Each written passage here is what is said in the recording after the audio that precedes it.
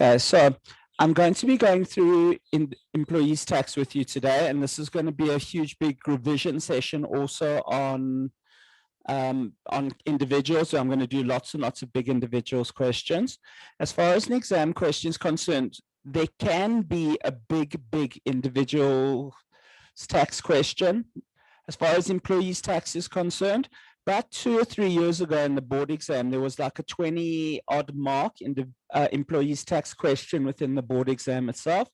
But normally what you're going to find happening is that the employees tax part of a question is actually going to be reasonably small. So what is the greatest likelihood that you can actually find in an exam? You could get given a pay slip and they could actually ask you to comment on the calculation of employees tax. That could be maybe for about 10 marks. They could ask you to do a small part of an employees tax calculation. So they could say, please calculate the amounts that is going to be included in the employees tax calculation for a car, maybe. Why? Because cars have got special rules and they're going to want to see whether you've got special rules. But I'm going to go over all of them. So the likelihood is that you're not going to get a full calculation in an exam. You might get something very small. So if I was a student, I wouldn't prepare for anything more than maybe about 10 marks in an exam. Although it is possible you could get more, but it's very unlikely. But for purposes of today, I'm going to be doing some very big examples so that you guys can actually understand what is going on. I've summarized all of employees taxation into one page, but I'm going to try to teach it to you using an example. So let's move on to the example itself and let's read through the example. It says, Mr. Hadinaf received income from a variety of sources in the 2021 tax year. First one is Shit Employer Limited. Now, guys, if you're reading through a question, you need to be able to tag questions properly when you read through them. Okay? So I'm assuming that you're sitting here reading through an exam paper and you need to tag something for an exam paper in the half an hour reading time before you start doing the actual exam itself. So this is what I would do. So it says, he retired at the age of 65. So what am I going to do? I'm going to write up here, age 65. So I know that he's got certain rebates. He's going to get an old age rebate in this question. The other thing is he retired and on 31 October 2020. So what's this one going to be? It's going to be from March through to October. If I had to count months, March, April, May, June, July, August, September, October. So he's worked for 8 months for this employer. But look what I'm going to do. Monthly salary, 20, gross income. I would probably do something like that, just to remind myself not to make a mistake later on. Portion of an annual bonus paid on 31 October was 15,000 Rand, gross income. He was a member of the company share incentive scheme.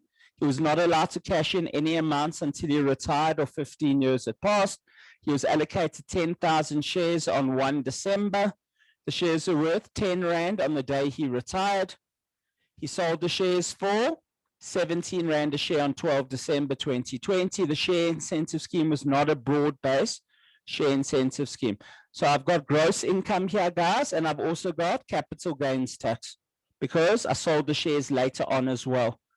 In June, his son was allowed to go on holiday to the company's flat in Durban. This is the taxable fringe benefit of 6140, gross income. Guys, fringe benefits, let's just discuss the concept. Guys, if it's given to you or any connected person related to you, it is a fringe benefit. It does not need to be given to you. Because your brother is a connected person to you, if they want to give something to your brother, you will pay tax on it as a fringe benefit.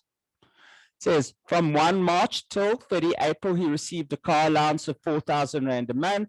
He did not keep a logbook or any actual records, but he traveled 6,000 kilometers. The car cost 250, including that. That is an allowance. Allowances go after income deductions and exempt income. During this time, the company gave him a R5.50 a kilometer for a trip of 920 kilometers to Bloemfontein for a conference. Again, that's part of a car allowance itself. It says from 1 May, he received a company car that cost 200,000 excluding VAT. He kept a record of kilometers traveled and traveled 10,000 business kilometers, 2,000 private kilometers till he retired. The company is responsible for all costs. Car subject to a 5-year, 100,000 kilometer maintenance plan. So guys, it's got a maintenance plan, so it's going to be 3.2%, 25%. The company was satisfied that more than 80% of his travel would be on business. Okay, that's very important for employees' tax. We'll discuss it now. The company contributed 1,000 Rand a month to his medical aid fund. That's a fringe benefit. Okay. Says the company contributes 1,000 Rand a month after retirement as a post-retirement medical aid benefit. That's a fringe benefit as well. Guys, he's given a company-owned 7-roomed house to stay in that was furnished. The company paid all rates, electricity, water, 25 during the year, but also paid for repairs of 3,000. Bond payments were 110, of which interest was 63. His remuneration proxy was 320. Again, this is a fringe benefit, guys. 5% of his salary was subject to pension. That's part of a pension calculation. He had a retirement annuity fund of 2,000 Rand that he contributed to. The employer was aware of it. That's pension. He incurred 20,000 in medical expenses that were not refunded by his medical aid at the time of retirement. That's part of your medical deduction. Great. Should employer pension fund. After he retired, he received a pension of 10,000 Rand a month from the pension fund. Retired 8 months into the year, must have got a pension for 4 months. The pension fund were not aware of his retirement annuity contributions nor his medical aid. Okay. So guys, sorry, that I should have written down gross income next to it. Apologies, sorry.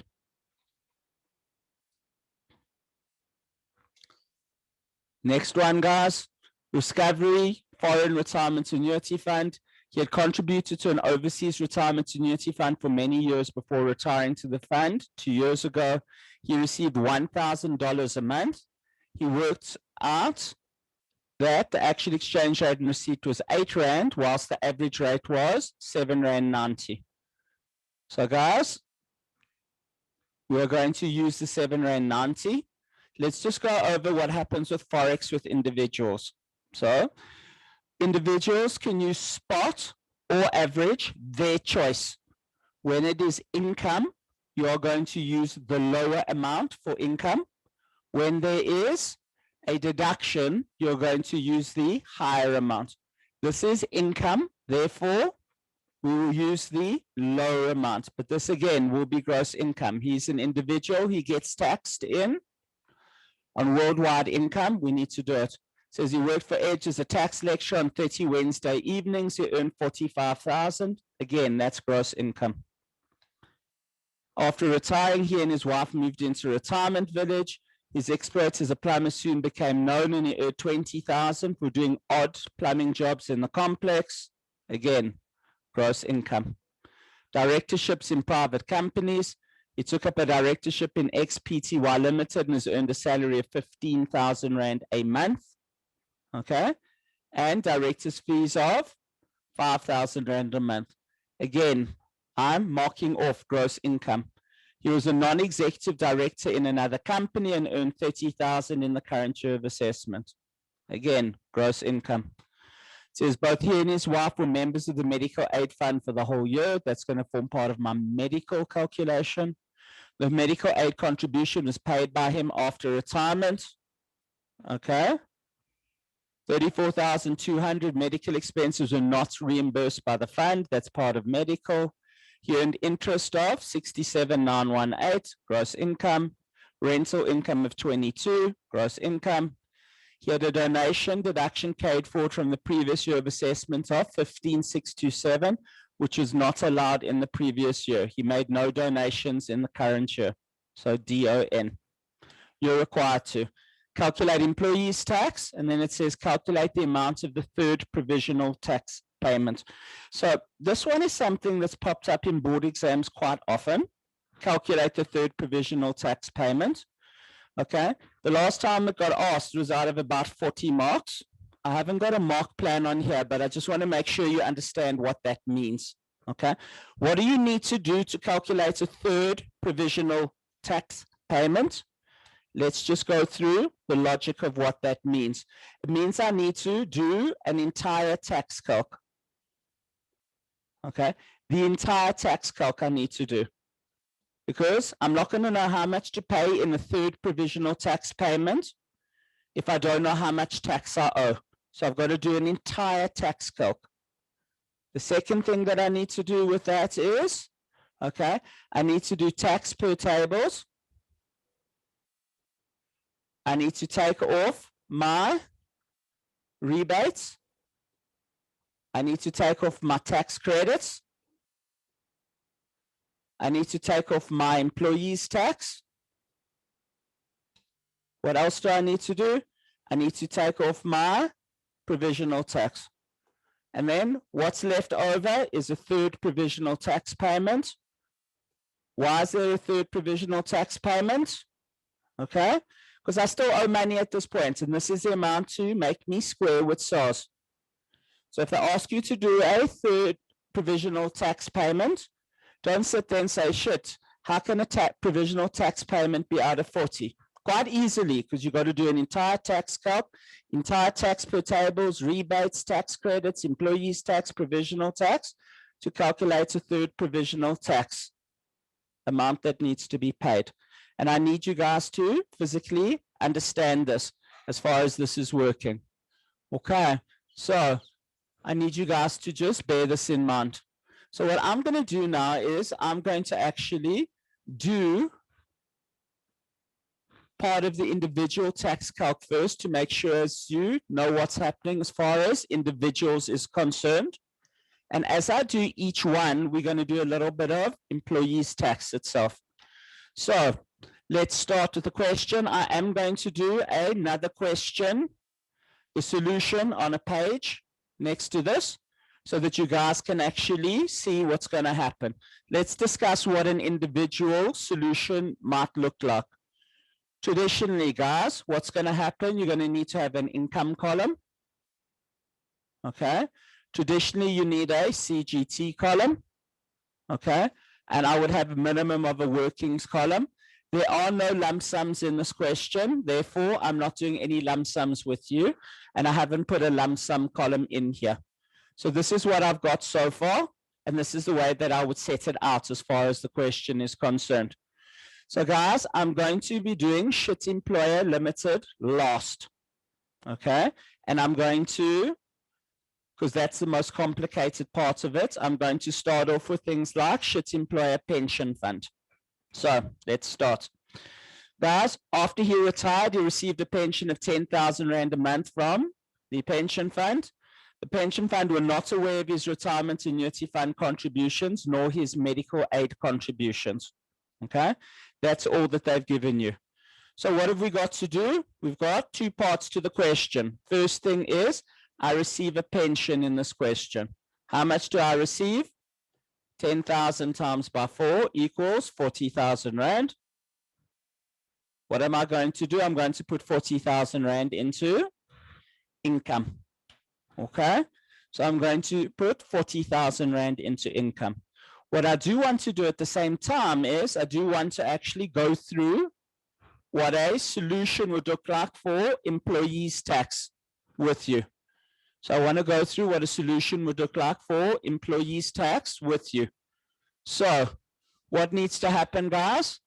We need to do an employees tax question. Sorry. There we go. So there's lots of employers that he works for. There's huge amounts. He's also got 2 private companies that he does work for. Now here's how employees tax works.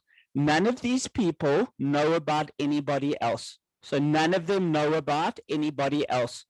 They only know about themselves.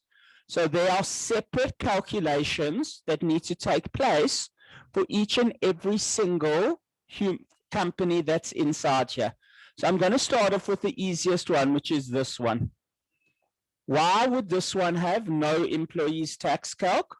The foreign RAF, why is there no employees tax for the foreign RAF? And the answer to this is it's a foreign employer. A foreign employer does not know anything about South African tax. They are not required to actually do any calculations in terms of South African tax when they pay something out. They're not aware of what South African tax is. Therefore, if you ever find a foreign employer in a question, there is no employees tax calculation that needs to be made for employees tax. So, foreign RAF, you're going to find we do no calculation for. But we're doing the pension fund here. We're doing the pension fund. So what do we got to do with the pension fund itself, guys? We've got to do a separate calculation. And what are we going to do? We're going to say pension we received is 40,000 Rand. Now, he's a member of a medical aid and he is a member of a retirement annuity fund. So the next step normally within a basic employees tax calculation is we're going to say less pension or RAF. Okay, so 11F deduction. That's what the next step in an employees tax calculation is generally. Let's go back and let's have a look at the question and see what it actually says. So as far as the pension fund is concerned, it says the pension fund were not aware of his RAF nor his medical aid contributions. Now, if it happens outside of an organization, obviously, unless you tell them about it, they're not going to know about it. So if you haven't told them about it, what are you going to do? Even though they exist, there's going to be no deduction that takes place for it. So 40,000 Rand is going to be the amount that is earned. Okay. What's the next step in an employee's tax calculation? We normally need to annualize the amount. So we're going to have to annualize the amount that we are paying. So 40,000 times 12 over 4, that's going to give you an amount of 120,000 Rand. And that's your annual amount. The next step in an employee's tax calculation, what do we got to do? We got to do tax per tables. Okay. Now, below 205,000 Rand, there is no tax higher than 18%. So what are we going to do? We're going to go 120,000 times 0.18. And that's going to give us tax of 21,600. So tax per table is 21,600. Next step, we need to take off our rebates. Now, because we've made it 12 months over there, because there's 12 months, tax per tables is over 12 months. So what I need to do, take off my full rebates. And this guy's 65 years old. So what do we need to take off? We need to take off a primary rebate. That's 14,948. We need to take off a old age rebate for someone being over 65. How much is that? 8,199. Guys, so what are we going to do? In our calculations, 21,600 minus 14,948 minus 8,199. We get a minus number. So how much is tax payable? It's limited to no. You can't get your rebate back. Okay, so it's limited to no. The government doesn't pay you back if you get a negative number. Okay, what happens next? Times 4 over 12 gives me 0. Why? Because I times by 12 over 4 up there. So I only need to calculate tax for 4 months. So there it is, calculating tax for 4 months. And I know that my employees' tax for my pension fund, they're going to withhold nothing off my employees' tax. Why do I need this? because they've asked you for a third provisional tax payment here. And what is part of your third provisional tax payment? I need to do employees' tax calculations. I cannot do a third provisional tax payment if I do not do my employees' tax calculations. But at least now I'm just going to summarize it here on the pension fund. Okay, the employees' tax is 0. So as I do each of the employees' tax calculations, I'll come back and I'll put it in over here. So there will be 0 in there. Okay, so that's in there. So what have I done now? Let's basically just discuss. I received a pension, so I get 10,000 times 4 as gross income in there. Okay, 40,000. So in my employees, in my normal tax calc, it's 40,000 in there. For a employees tax calc, let's look at the steps. It's amount received. I can take off my 11F deduction if my employer understands that. That gives you 40,000. Can't be for 4 months. I need to annualize it. So times 12 over 4 gives me 120. Tax per tables, less my rebates, gives me my tax payable. But that's for a whole year. Times 4 over 12 gives me the tax payable for just the 4 months itself. So I'm coming back here to this part of the calculation and I'm making it big. Guys, if you receive a pension or an annuity, it treats itself as standard employment. So I'm just going to go through the steps here quickly, and we're going to be doing a couple of these tax calcs, and I'm going to be doing an incredibly detailed calculation just now, but I'm going to do it later on when you're a bit more comfortable. It says, first thing you need to do, split remuneration from each employer and do a separate calc for each employer. And that's very, very important because the pension fund doesn't know about the college, which doesn't know that he's a director of a separate company. So it says, thus, if a person gets both a salary and an annuity from a different employer, 2 separate calculations will be done. 1 for salary, 1 for annuity.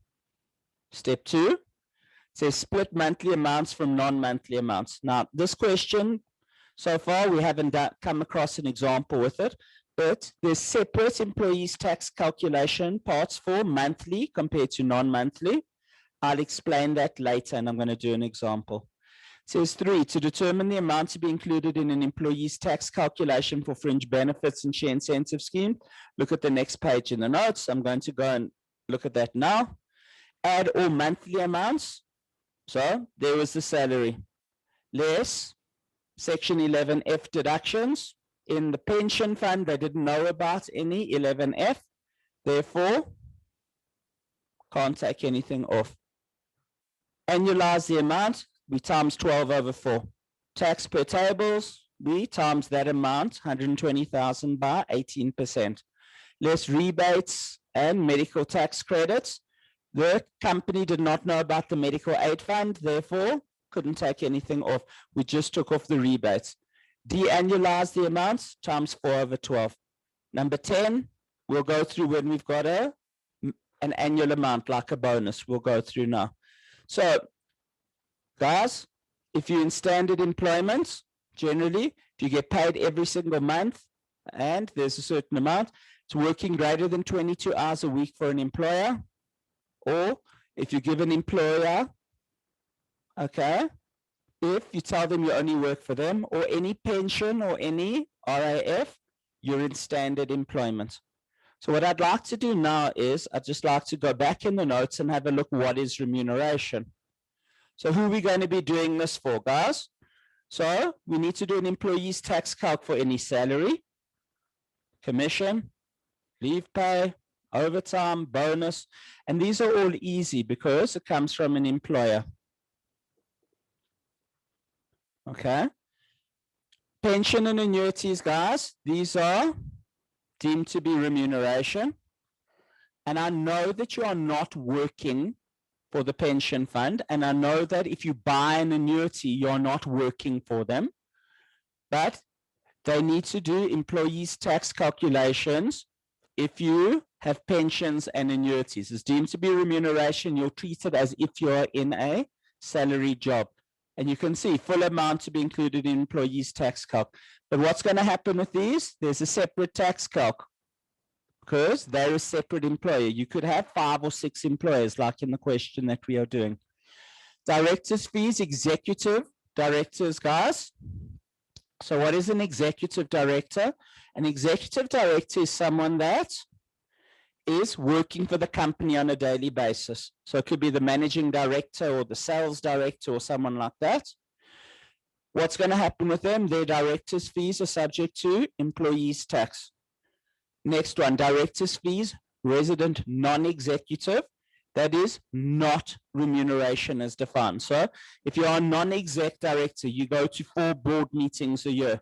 You're not required to be at the company on a daily basis. There is no employees tax for a non-executive director. It's not remuneration as defined. You do not need to include it into a calculation. Okay. Non-resident, non-executive. So if you're a foreigner, guys, they've got to do something to force you to submit a South African tax return. So how do they force you to submit a South African tax return? So imagine that you're a director of Absa Bank and you're a foreigner and you fly into South Africa 4 times a year to do a board meeting. They will include employees tax calculation for you to force you to fill out a tax return. So as a basic situation, guys, any salary, commission, leave pay, overtime, bonus, pension, directors' fees only for executive directors, or if you're not resident in South Africa, you're a foreigner, non-executive directors, they need to all have some form of calculation. So that's what's included in remuneration. That's why we did the calculation for the pension fund and we did it separately.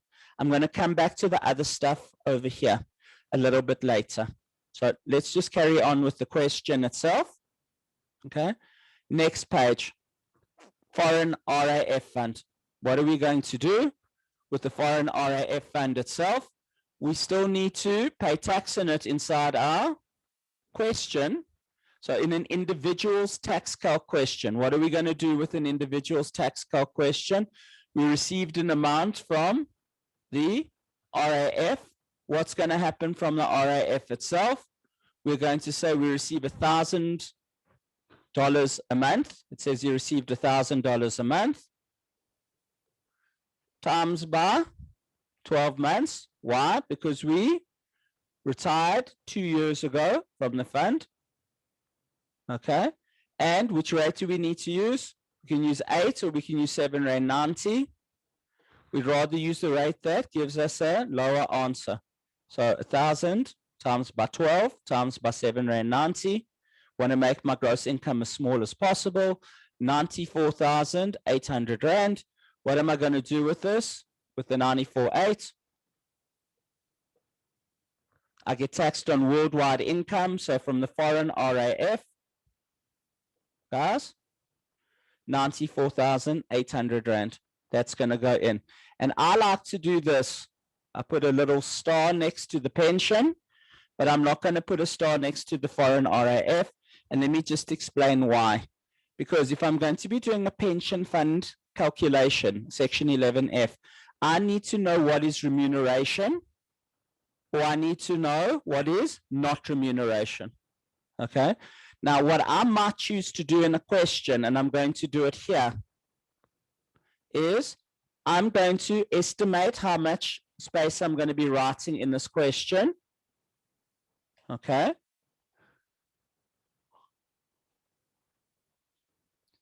And I might go and write my foreign RAF down here. How much was that again? It was 94,800.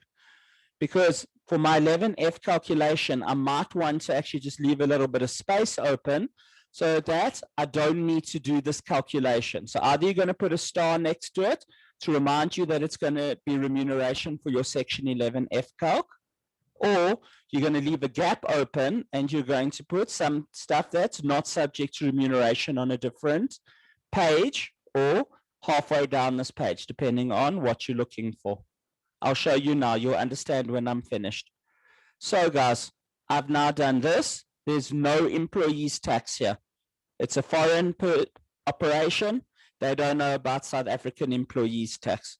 So they'll include that. Now, as I do something, guys, for a tax calc, I'm going to cross out the GI. So if you write down next to each item, whether it's gross income or a pension amount or medical or whatever it is, you can make sure that you've answered the whole question later on if you cross out the stuff as you do it. Because it's very, very easy once you finish the question to actually go through and see whether you've crossed out all of the income references. So I'm doing 3 questions with you today, and I'm going to do this in every question to try to teach you how to set out within a question. So let's carry on. Edge. Says you work for Edge as a tax lecturer on 30 Wednesday evenings from 6 p.m. till 9. You earn 45,000 Rand from Edge. Great. Okay. So the easy part of this, is this gross income? Yes, it is. Okay. Is it subject to remuneration? Yes, it's part of like a salary. And I'm going to explain what the difference is between Edge and the plumbing business now. With the plumbing business, you can go and actually clean the shit out of those pipes whenever you want. No problem. But with a job as a lecturer, they will say it's every Wednesday evening between 6 p.m. till 9 p.m. What's going to happen? You are under their control. You will lecture when they tell you to lecture itself. So this is what we call part-time employment, and this is what we called an independent contractor. Okay? And for part-time employment, it's got its own set of rules for part-time employment. So let's go and have a look at the rules for part-time employment. Let's have a look. Standard employment says working greater than 22 hours a week for an employer, or an employee, if such employee gives the employer a letter stating that they only work for that employer. Okay, so what's going to happen with this, guys? This Edge work is not standard employment. You work for more than one person and you don't work more than 22 hours a week for them. So what's going to happen? We've got casual or part-time employment. That is taking place. What is the rule for casual or part-time employment? The rule is that the employer withholds 25% of the amount of remuneration. That's what the basic rule is. If you've got like seasonal workers that work for very little a day, they don't need to withhold anything. That's included there. But this is 45,000 Rand over 30 sessions, 1,500 Rand a session. Because it's 1,500 Rand a session, what's going to happen? It's more than the 296. So what's going to happen? Employees tax, you're going to withhold 25% of the amount of remuneration. So let's go and see what we're going to do in the question. First, there's going to be a normal tax calc. Are we going to put it in the remuneration section or the non-remuneration section? We're going to put it into the remuneration section. Why? Because it's part-time employment. Edge, how much? 45,000 Rand. What's also going to happen now? I'm going to have an employee's tax calculation for Edge. And what's going to happen? It's 45,000 Rand. It's part-time employment times 25%. And how much employee's tax is going to be withheld here? The amount of employees' tax that is going to be withheld is 0.25 times by 45,000 Rand. And that's going to be 11,250.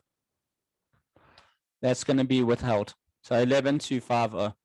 So I'm just going back to the question. 11,250. That's the amount of employees' tax for Edge. And that's what you need to do. If you've got part-time employment, that's its effects on a tax calculation itself. Moving on. Okay. The plumbing business says, after retiring, him and his wife moved into a retirement village. His exploits as a plumber soon became known, and he earned 20,000 doing odd plumbing jobs in the complex. So what are we going to do with the 20,000 Rand? I'm going to go put 20,000 Rand into my tax calc. Is that subject to remuneration? Before a plumber gets paid, do you look at him and say, I'm going to go and pay employees tax across to SARS? Absolutely not. So what am I going to do? I've got a plumbing job over here. I'll put it in the non-remuneration section. What's going to end up happening, guys? I'm going to put it into this section itself. How much was it? 20,000 Rand. Okay. So we're going to put that into the calc itself. Okay, let's go back. Now, on the actual page, I've got independent contractor over here. Is there any employees tax withheld? No, because an independent contractor there's no employment between them. Therefore, what's going to happen? You don't need to withhold any employees tax. I don't have it in this question, guys, but with a labor broker or a personal service provider, if there's a labor broker that's being paid, you have to either withhold 28% if they're a company or 45% if they're a trust for personal service. Okay. And labor brokers are taxed at 25%. So if you've got personal service companies, 28, personal service trusts, 45, labor brokers, 28%. They're fixed rules for that. But it's very unlikely you'll see that inside a test because you're never really going to get asked to do the tax return of a labor broker. It's highly, highly unlikely that you'll get given a labor broker to work with. Okay, let's move on in this question itself and let's carry on going. So we've done the plumbing business. Now, directorships of private companies. Why have I given you two? Because one says non-exec and the other one says he earned a salary of 15, which must mean that he's an executive director. And let's just go over the notes again to actually work out exactly what we're going to do for this. Guys, as far as an executive director is concerned, sorry, let's go through the notes again. What's going to happen? Executive director, there's an employee's tax calculation. For a resident, non-exec director, it's not remuneration as defined. So we're going to need to know how to actually do this. So let's carry on with the question. Let's read. It says he took up a directorship in XPTY Limited on 1 Feb and earned a salary of 15 a month and director's fees of 5,000 Rand a month in February.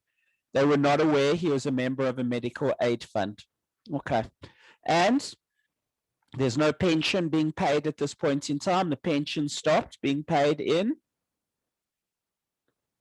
at the end of when he stopped working. So there's no pension in here either. So two things, guys. He only worked for February. Your tax year ends in February, so he's only worked for 1 month. 15,000 Rand a month plus 5,000 Rand a month for February. What's going to end up happening? That is going to be 20,000 Rand that he earned for February. So what am I going to do? I'm going to say he got a salary from the company. How much? 15, because he only worked for 1 month, and he also got director's fees of 5,000. And that's what goes into your gross income calculation because he earned it. And I'm going to cross off the two GRs that are marked off. Okay. Why did I put it in the remuneration section? Because it's remuneration. Let's do a tax calc now. So let's do XPTY Limited. Okay. What's his salary? Salary 20,000. Okay. For the 1 month itself. What are we going to do, guys? We are going to have to take off pension if there's pension. Is there pension inside this question? Absolutely not. The pension stopped. So we're not going to do anything. Next step. Times 12 over 1 is going to equal 240,000 Rand. Okay. Tax per tables. Okay. There we go. So there's 240,000 Rands worth of income in this question. So what do? We're going to be between 205 and 321. 600. So what are we going to do? We're going to say 240,000 minus 205, 900. Times by 26%. Gives me 8866 plus 37062. That is going to give you 45,928. Okay, so what's tax per tables? 45,928. Okay, now I've already got rebates when I did my pension, but understand that the pension doesn't know about the director. So what's going to happen? I'm going to get the rebates again.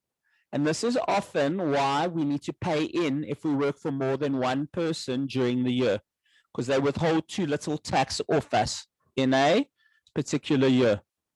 So 45,928 minus your rebates 14,958 minus 8199. That's going to give you 22,771. And the thing is, we only work for 1 month. So what I need to do when I'm finished, times 1/12. So that amount divided by 12. It's going to give me employees tax of 1898, just rounded. Okay, so I've got 1898 employees tax. What's going to end up happening with this, guys, is I'm going to go back into the question itself. Okay, 1898. I'm just going to keep a summary for myself. 1898 is XPTY Limited. That's the amount of employees tax there. And I'm just going to leave it for now because I'll eventually get to it inside my tax calc. But that's what we've got at the moment. Okay. Okay. So let's just go over what I've just done for the employees, for the directors' fees. And I'm going to go over everything again. So, guys, here we go, the employees tax calc. There's a table there. What does it say? It says directors may be executive or non-executive directors. Employees tax is withheld when amounts are paid to executive directors and non-resident, non-executive directors. So what's going to happen, guys? If you're an executive director or non-executive director that's a non-resident, we got to withhold employees tax. Where's that in the notes? It's here. Okay. So director's fees, executive, full amount included in employees tax calc over there, over here. If you're a non-resident, non-exec, there it is. You're going to include the employees tax as well. Okay. So what happened inside this question? We need to do a normal tax calc. He's working there on a monthly basis, guys. So what's going to happen? He's earning the salary. So over here, got 15 salary, 5. Okay. Director's fees. So what did we do as part of the question? We put the 15 and the 5 just for February into our individual's tax calc. And again, how does an employee's tax calc work when you get paid monthly? 20,000 Rand is the salary plus the director's fee. That's the remuneration he earns. He only worked for 1 month. So when you only work for 1 month, your employee's tax calculation is based on 12 months. So what do you need to do? You need to times by 12/1. That gives you 240. What's then going to happen? Tax per tables. Even though he's already got another employee's tax calculation, this one, where we took off the rebates. Okay. The XPTY Limited does not know that he's got 5 or 6 places he works at. So rebates, he's over 65, take off a primary rebate, take off an old age rebate. gives you 22,771. And that is the amount of tax he would pay for the whole year, not just for 1 month. But remember, he only worked just for February, only worked for 1 month. Times 1/12 gives you 1898. And that's what you have got as your employee's tax that you've paid. I haven't put it anywhere yet. I will put it in the tax calculator on. There, I've kept a record of it. When I get to the bottom of the tax calc, I will put it in there, but I haven't done anything yet. Next one, guys, let's carry on as far as this question is concerned. Okay, so now I've done the first company. It's time for me to do the second company. It says he was a non-executive director in another company, YPTY Limited over here, and earned 30,000 Rand in director's fees during the year of assessment. So I'm going to cross it off. Director's fees 30,000. He's a South African resident. You get taxed on your worldwide income. So what's going to happen? Because you get taxed on your worldwide income, guys, is it going to my remuneration section or my non-remuneration section? It's got to go into my non-remuneration section. Why is it going to go in there? For YPTY Limited, because he's a non-exec director. And what happens with a non-executive director? You don't need to put it into your employee's tax calc.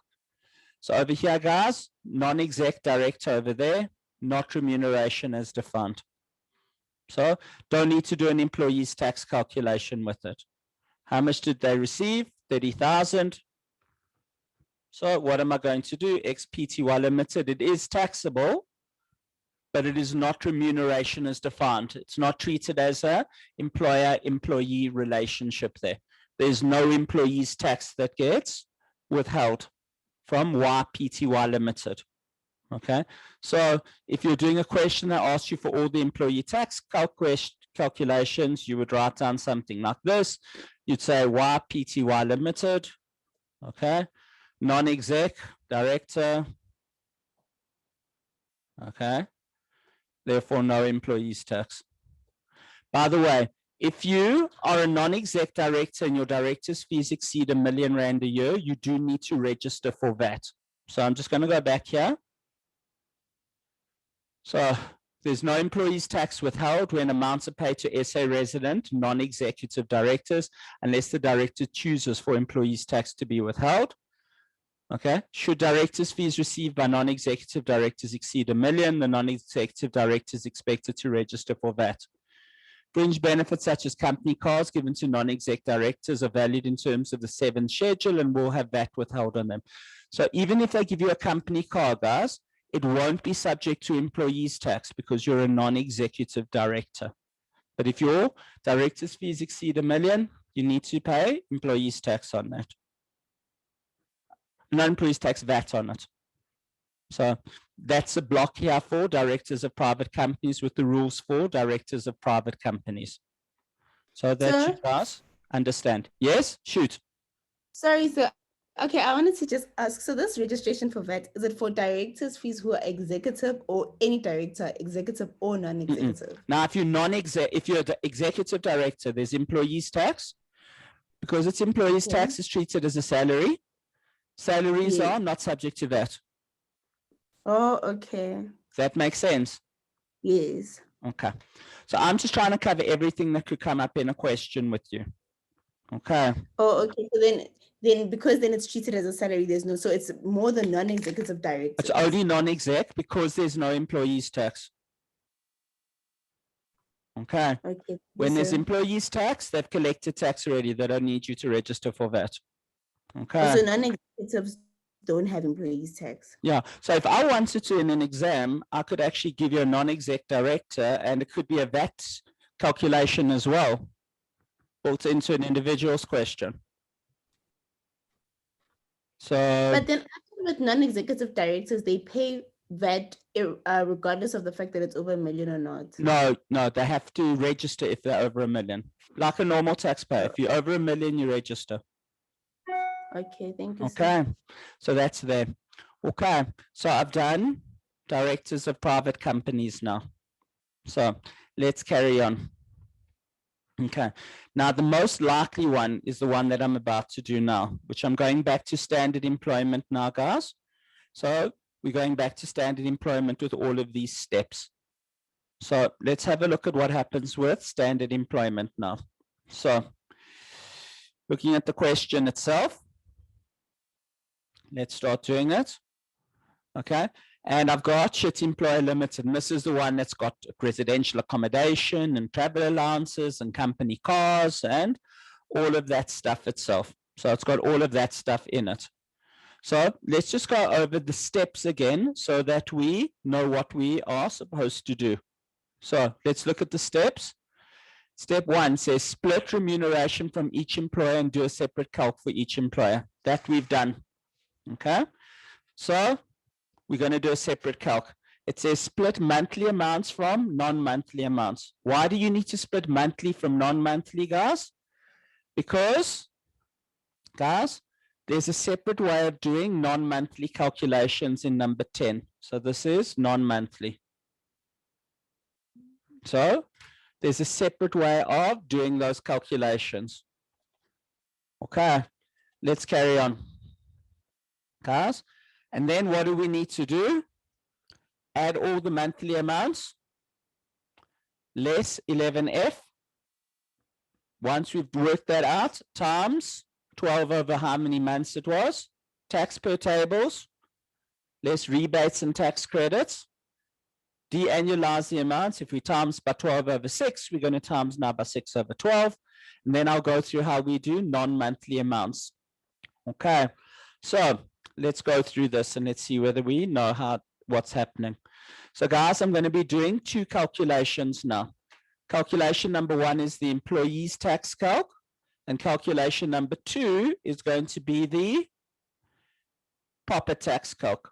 So let's start. So he worked until 31 October 2020. What's going to happen? He retired. Okay, worked for them for 8 months. So monthly salary, 20,000 Rand times by 8. So what's going to happen here? I'm going to be doing an employee's tax calc now. So what's going to happen? I'm going to have a salary, 20,000 times by 8. That's going to be 160,000 Rand. And I've only worked for 8 months. And that's what goes into an employee's tax calc. And what also goes into a normal tax calc, guys? I've got a salary, 160,000 Rand, and I've put it into the remuneration section itself. Okay, there's the non-remuneration stuff. Here's the remuneration stuff. Let's carry on and let's go back to it. It says portion of an annual bonus paid was 15,000. Now, is an annual bonus a monthly amount or is it an annual amount?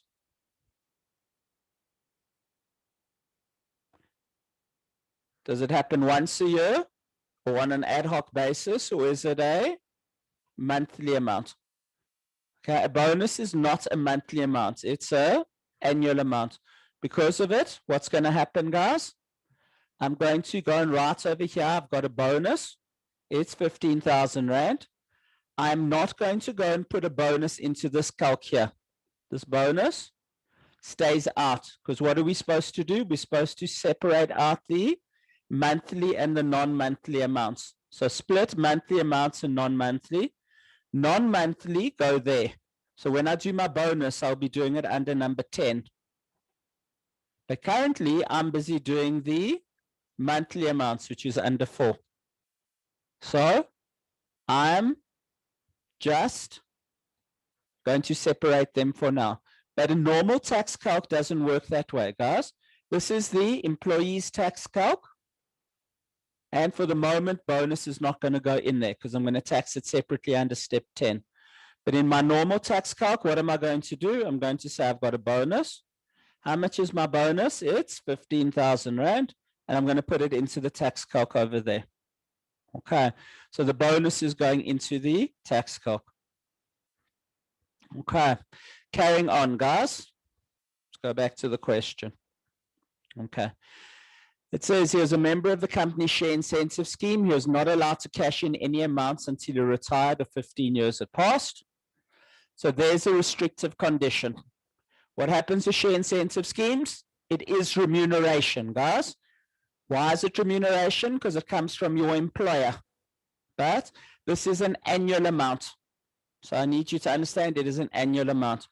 And we only get taxed on it when all restrictive conditions fall away. So it says he was not allowed to cash in any amounts until he retired or 15 years had passed. So restrictive condition, he can't do anything with it. Okay, he's now retired. So let's carry on reading. He was allocated 10,000 shares at R2 a share on 1 December 2014. Okay, so R2 a share.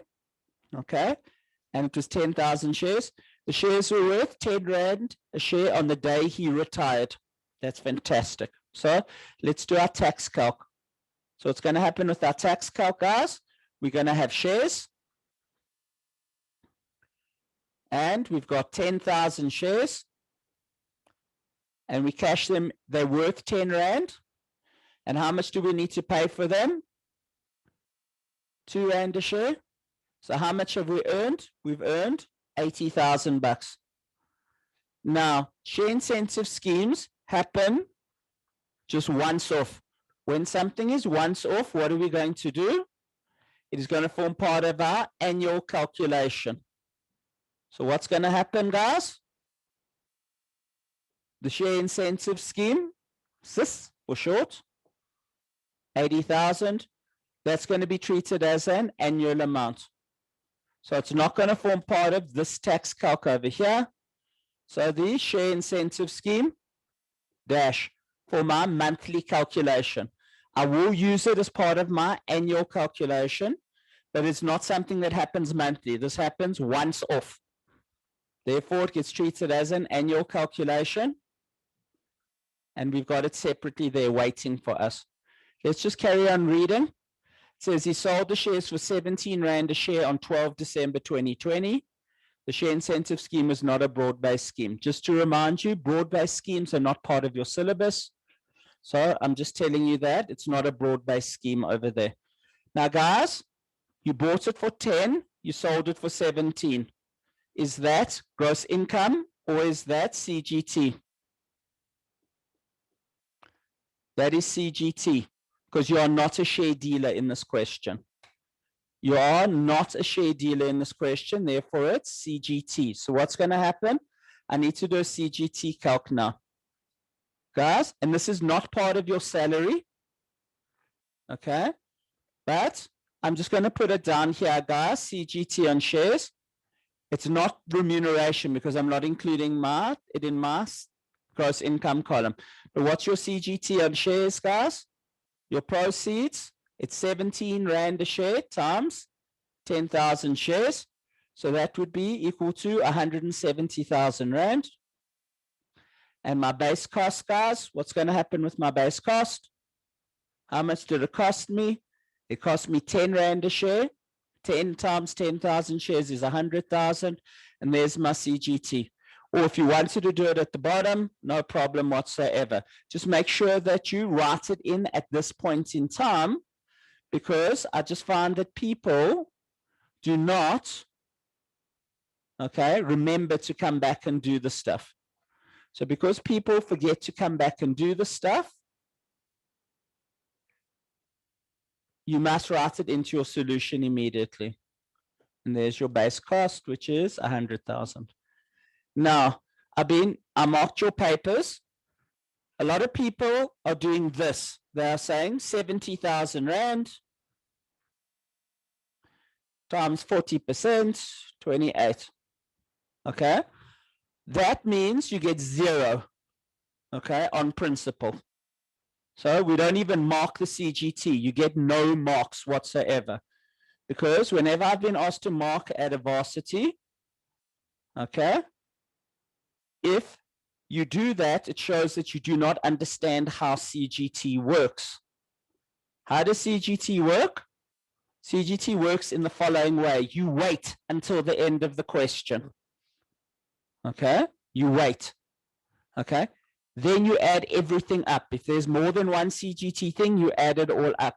If it is a profit, you take off the 40,000 and times by 40%. If you have a loss, you carry it forward to next year. If you do individual calcs like I've just done there, we will not mark it on principal and you will get zero. That is not how CGT works. CGT is a gross calculation where you add a number of things together and you do it at the end of the question. You do not do it during the question itself. So if that is something that you've been doing, you're going to get zero each and every single time on a matter of principle. Every single time I've been asked to mark, they say, if you don't understand that, then you deserve to fail. Okay? You do not do a full calc like this. We do it once we finished with everything. Okay, let's carry on. Okay, so back to the question. Okay, so move on to the next one. In June, his son was allowed to go on holiday to the company's flat in Durban. The taxable fringe benefit was 6140. So guys, I told you 6140. What are we going to do in the normal tax calc? We're going to say holiday accommodation. How much is it? It's 6124, I think it was, just to make sure. 6140, sorry. So what are we going to do? 6,140. There we go. So 6140, holiday accommodation. Okay. In the tax calc, guys, I know that there's an incentive to put it under annual. Holiday accommodation, guys, is part of your monthly stuff. Okay, it's not an annual bonus. It's not a bonus, holiday accommodation. Okay, it's part of your monthly stuff. So if you see holiday accommodation, unless it says it's part of a bonus, which happens once a year, you're going to put it into your monthly calculation. And what are we going to do with holiday accommodation, guys? Holiday accommodation is going to form part of your calculation. And what are we going to do with it? We're going to just put it in there and we're going to say it's 6140. That goes into my employee's tax calculation. Okay, now I want to just divert away and have a look at this table here. So for just about everything, guys, the full amount gets included into your calculation. So rights of use of an asset, the full value, okay, value, okay. But there are certain things, meals, full value, okay, residential accommodation, value, holiday accommodation, value, cheap services, value, low interest loan, the value, subsidy, the value, medical aid fringe benefits, the value, medical services, the value, okay. So guys, essentially the normal rule with remuneration is 100% goes into your remuneration. But there are certain things that are not at 100%. So if I was a student, the way that I would learn it is, I would say everything is at 100%, okay, except for the following, that might not be at 100%, okay? And I want to start off with travel allowances, and I want to start off with, okay, car allowances, sorry, company cars. Okay, and they both have got the same set of rules. So what do we do with a company car fringe benefit or a travel allowance? You include 80% into remuneration. That's the rule. 80% into remuneration for a company car or for a travel allowance. So 80%. Okay, but only of what the employer knows. So for a company car fringe benefit, what's going to be included? 80% of the allowance, okay, of the calc, okay, less the amount that you pay for it. So I just want to just divert now just with company cars, because company cars get asked in a lot of exams for remuneration. So if you've got a fringe benefit calculation, what do we normally do? We've got a company car, and we basically say 3.5% times by whatever, times by 7 months gives me an amount. And then what can we take off company cars? We can take off a business portion. We can take off amount paid. We can take off for fuel paid. And then we can take off for other expenses paid. Okay. So other expenses paid. So essentially within a fringe benefit calculation, there actually are 5 possible things that can happen in a company car calc. And I'm going to be doing one of them with you just now in about an hour's time. I'll be doing one of these. Now, what you need to do is you need to understand what the employer knows about. And the only 2 things that an employer knows about are that line and that line. They have no idea how many business kilometers you've traveled. They have no idea how much fuel you've paid for. And they have no idea of what other expenses you may have paid for. I put a car freshener into the car, okay, into the company car. They've got no idea that you like pine-scented and that every 3 weeks you put a new pine-scented thing into the car, guys. So when you do this 80% calculation, it's only on those 2 lines, the amount paid and the company car amount over there. Okay, so what is the rule for company car? 80% included. What is the rule for car allowance? 80%. Now there is a proviso to this rule. If you have a look here at the bottom, where I'm just circling, it says 20% is included in the employee's tax calc if the employer is satisfied that the car will be used more than 80% for business purposes. So if a question says the employer is satisfied that you will travel more than 80% of the time on business, then you're not going to use 80% in a question, you're going to use 20% inside a question, not the 80%. Because if the employer is satisfied it's more than 80% for business, you're only going to get taxed on 20%. If the employer is not satisfied that it's 80% for business, you get taxed on 80%. So that's something for you to just bear in mind. Okay. Just a couple more things, guys. Sorry, there's just an error here. There should be R3.98. I will fix it on the PDF that you guys have got. I'll go and actually fix it now. It should be, it's been changed to R3.98 a kilometer. So it's R3.98 or 3.98 cents a kilometer. I'll get onto it now. So what happens with reimbursable travel allowances, guys? You only get taxed if your travel allowance, this is like if you've got a travel claim, your boss looks at you and says, shit, I don't have a delivery person at the moment, but please drive 40 kilometers and I'll pay you R5 a kilometer for just driving those 40 kilometers to go drop off this at a client. So you submit a claim at the end of the month, it's 40 kilometers. How much are you being paid? R5 a kilometer. And what do you get included in your employee's tax? The difference between R5 and R3.98. That's what would go in. So that's a special rule for a reimbursable travel allowance. So guys, basically what I'm saying is the full amount goes into an employee's tax calc unless it's a company car or car allowance.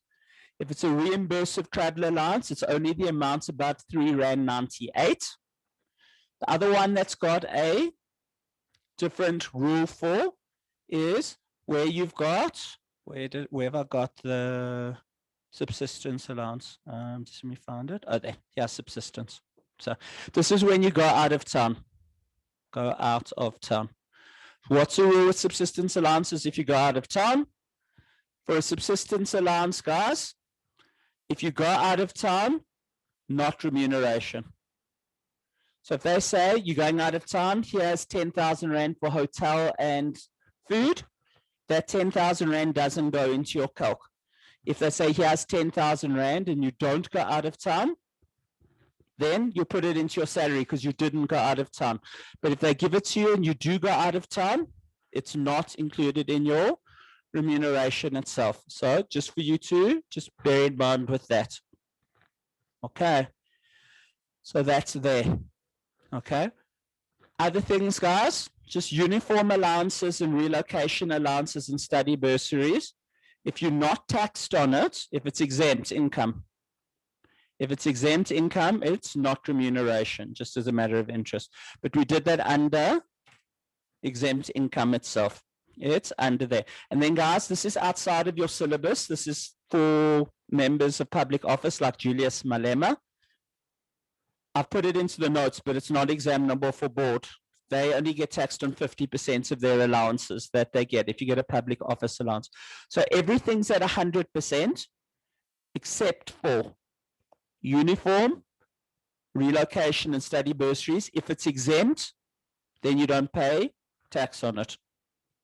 Travel allowances, 80%, or if the question says your employer is satisfied, you'll be more than 80% on business travel, you'll use 20%. Reimbursement travel allowances, the amounts above R3.98. Subsistence allowances, if you go out of town and they give you an amount for meals and accommodation, you don't get taxed on it. Rights of, company car fringe benefits, 80-20, that rule, that same rule that you've got. The rest of the stuff is all at full value, guys. So the rest of the stuff is all at full value, including share incentive schemes, which I've already done with you at the bottom. Okay, so there's an amount on it. Okay, so let's go back to the question and let's carry on. So guys, it says from 1 March to 30 April, he received a car allowance of 4,000 Rand a month. He did not keep a logbook or any actual records, but traveled 6,000 kilometers during the period. The car cost 250,000, including VAT. Okay. So what are you going to do from a remuneration calculation, guys? Essentially, for employees' tax purposes, it's a company car. For how many months did he receive 4,000 Rand a month? So how many months? He got given 4,000 Rand a month there. For how long? 2 months, 1 March till 30 April. So what are we going to do? Sorry, for employees' tax, it's not a company car, it's a car allowance. And what do we do? 4,000 Rand a month times 2 months times 80%. Why do we use the 80% and not the 20%? Because the company doesn't tell us they're satisfied it's more than 80% for business. If the question is silent, we use 80% for cars. So how much is that? 4,000 times by 2 months times by 80%. 6,400. That's what I'm going to include. As far as my normal tax calc is concerned, guys, my allowances go here. They go into my tax calc, but remember, the order of deductions for individuals is, what are we going to do? Okay, what are you going to do with this? For allowances, it goes, the order of deductions is gross income, exempt income, and deductions are any order. You can do this in any order. Then comes allowances, then comes CGT, then comes 11F pension, then comes donations. Okay.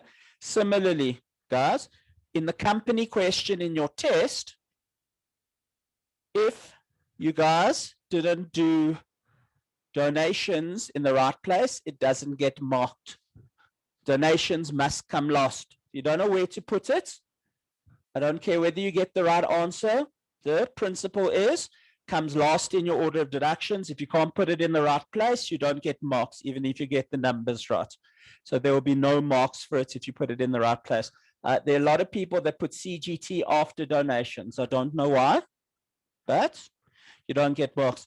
So guys, allowances has got to come after gross income, exempt income, and deductions. Therefore, that's why I'm putting it here into the tax calc. How much is your allowances, guys? It's 4,000 Rand times by 2.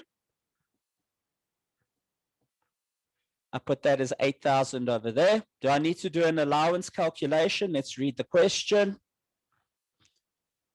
For my normal tax calc. Okay, so in my normal tax calc, it says he traveled 6,000 kilometers during this period, but he did not keep a logbook.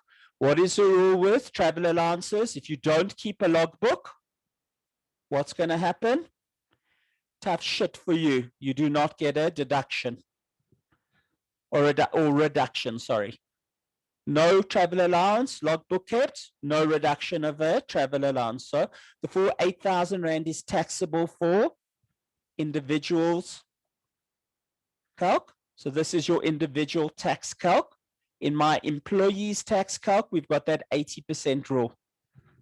Why do we have the 80% rule? Because SARS knows that you are going to have a bit of business expenses in your tax return. So what do? They say your boss doesn't know how much it is, so we'll just use a 80% here. And they'll include that as an 80%. Let me just resume. So let's look at the question for the next part. So what happens for the next part? It says, let's just do this one now, the company car. It says from 1 May, he received a company car that cost 200x VAT of 15%. He kept a record of kilometers traveled and traveled 10,000 business kilometers and 2,000 private kilometers till he retired. Okay. The company was responsible for all costs. The car was subject to a 5-year, 100,000 kilometer maintenance plan. The company was satisfied that more than 80% of the travel would be on business. So if you have a look at the difference between the two, here's a car allowance, the question silent. So what did we do for the car allowance? We said 4,000 times 2 times 80%.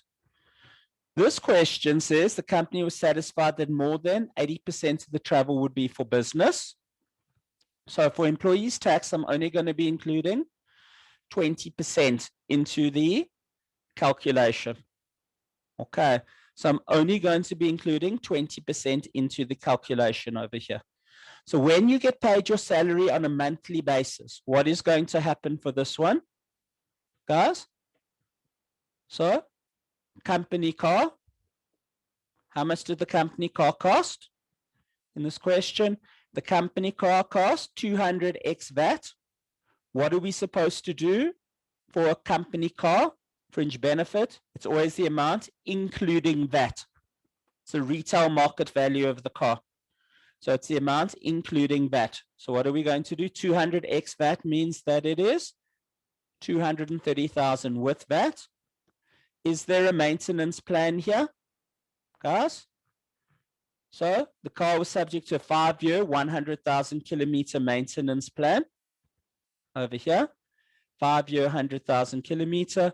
So what are we going to use? We're going to be using 230,000,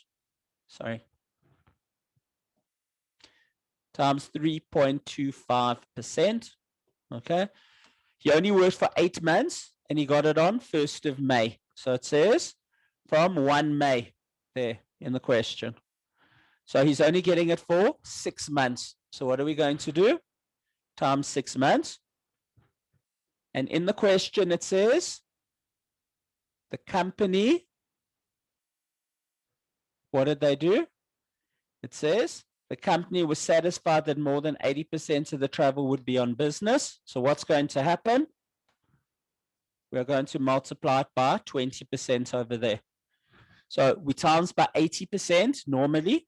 If the question says that the company is satisfied that you do more than 80% of your travel on business, then we times by 20% in the solution, just in the employee's tax calculation. So this calculation, what is it? It's 230,000 times by 0.0325% times by 6 months times by 20%. And how much do we include? 8,970 Rand. That's how much we include into our calculation. Okay, and that's your employee's tax calculation times 20%. Normally in an exam question, what tends to happen with this is that what happens is you'll get given a car allowance times 80 and a company car times 20 or vice versa. So if they want to just try see whether you understand this in an exam, you'll get just like I've done over here, one at 80, one at 20 to determine whether you can read through it properly. Now your tax calc is something totally different. So I'm going to do my working for my tax calc and I'm going to just do it on the question itself. So what's going to happen is I've got a company car. What am I going to put into a normal tax calc itself? So it says he received a company car. Okay, so what are we going to do? We're going to say 230,000 times 3.25% times 6. No times 20%. This is my normal tax calc itself. So I'm going to go 230,000 times 0.0325. Okay, times 6. 44,850. That's what's going to go into our tax calc. What happens though? He keeps a logbook. So what happens with the logbook in this question? He traveled 10,000 business, 2,000 private kilometers. So I can now take off my business portion of it. What is my business portion? 10 over 12 times 44,850. I can take it off. So I'm just going to go put it into the actual solution itself. So how will it look inside a solution? Basically, you're going to say company car, okay? And you would have calculated the 44,850, guys. Okay. What's going to be taken off? 10 over 12 times by that amount. So what do we take off? Minus 10 over 12 times by 44,850. Why do we take that off, guys? Because we've got a logbook that gets kept. So in this question, there's a logbook that gets kept. Where is it? Yeah, guys. It says kilometers traveled and traveled 10,000 business and 2,000 private kilometers. He then gets to take it off inside the solution. Minus 10 over 12 times 44,850. So how much are we going to take off in the calc? Guys, 10 over 12 times 44,850. Let's do it on a calculator. 10 divided by 12 times by 44,850. That's going to give you 37,375. Sorry, I've picked up the wrong pen. Sorry, this pen doesn't write properly. Sorry. 37,375, guys. And how much am I going to include in as my fringe benefit? My fringe benefit is going to be minus 45,000. Sorry. Minus 44,850. And how much are we going to include in the solution? 7,475 into the calculation. Okay. The reduction does fall away if you do not keep a logbook. So you have to keep a logbook to get the reduction itself. So if you keep it, then it gets taken off there. Let's move on with the question itself and let's just carry on. So guys, next thing as far as this question is concerned. We haven't done the subsistence allowance over here. So I'm just going to cross off the fringe benefit. I've done the fringe benefit here. It says during this time, the company gave him R5.50 a kilometer, okay, for a trip of 920 kilometers to Bloemfontein for a conference. So R5.50 for a 920 kilometer trip to Bloemfontein for a conference. So how does employees tax work? Employees tax, it's going to work this way, okay? You're going to say car reimbursement allowance. How much was it? It was R5.50. Okay. For employees tax, any amount above R3.98 is going to be subject to remuneration. So times that. How many kilometers did we travel? 920 kilometers. So what are we going to say? 920 kilometers times by R1.52. Because 550 minus 398 is R1.52. How much do I include into my employees tax calc? 1398 into my employees tax calc. That's how much I'm going to include in there. Okay. For my normal tax calc, what am I going to include in as a car allowance? How much is my allowance? I got given R5.50 times by 920 kilometers. Guys, 5.5 times by 920 kilometers. Guys, I will include 5060 over here. And guys, because we did not keep a logbook, you cannot claim any of it as a deduction for normal tax purposes itself. Okay.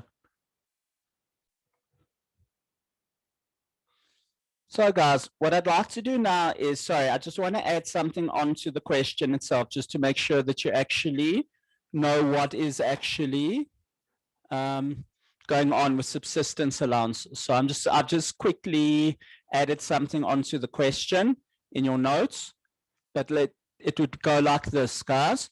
Imagine the question said he spent 20 days in Cape Town on business, okay, receiving a subsistence allowance of 2,500 Rand a day. Okay. Okay. This is for meals and accommodation. Okay, and accommodation. Okay. He stayed with his sister.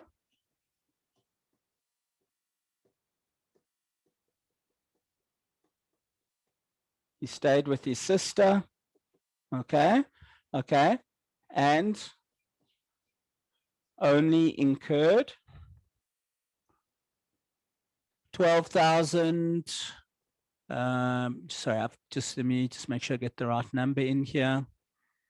625 Rand in costs. Okay. So what would happen if that was in the question? He spent 20 days in Cape Town on business, receiving a subsistence allowance of 2,500 Rand a day for meals and accommodation. He stayed with his sister and only incurred 12,625 Rand in costs. Okay, so let's have a look at what we were doing in the question. He actually was out of town. So how does it work in an employee's tax calculation? From a subsistence allowance perspective, what's going to happen, guys? From a subsistence allowance perspective. For employees' tax, it says, if he actually went out of town, include 0. That's what the rule is. If you actually go out of town, then include 0. So I'm just going back to the notes to make sure you understand. It says, if travel is undertaken in the month the subsistence allowance is granted, the subsistence allowance is not included in the employee's tax calc. However, if no travel is undertaken in the month the subsistence allowance is given, the full amount is included in the employee's tax calc. So he did go out of town in this question. While because of that, what are we going to include in the employee's tax calc? Nothing. What are we going to include in the normal tax calc, guys? So we're going to go down to our allowances section and we're going to say subsistence allowance received. Subsistence allowance received. How much did we receive? 50,000. Okay. What can we take off, guys? Okay. And unfortunately, you need to learn this off by heart. If you pay for your own meals, guys, you can take off. Deemed is 452 Rand a day. How many days was a person out of town? 20 days out of town. If you needed to do a calc, 452 times 20 days out of town gives you 9040. So deemed is 9040. Actual, oh, sorry, I wrote it in the wrong place. Sorry, apologies. So deemed 9040. 452 times 20 is equal to 9040. Or actual, how much was actual in the question? Let's go back and look. Actual was 12,625.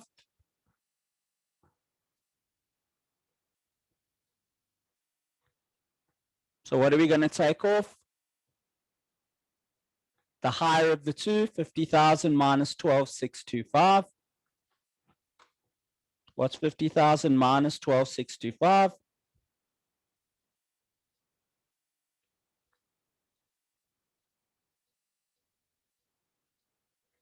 37,375.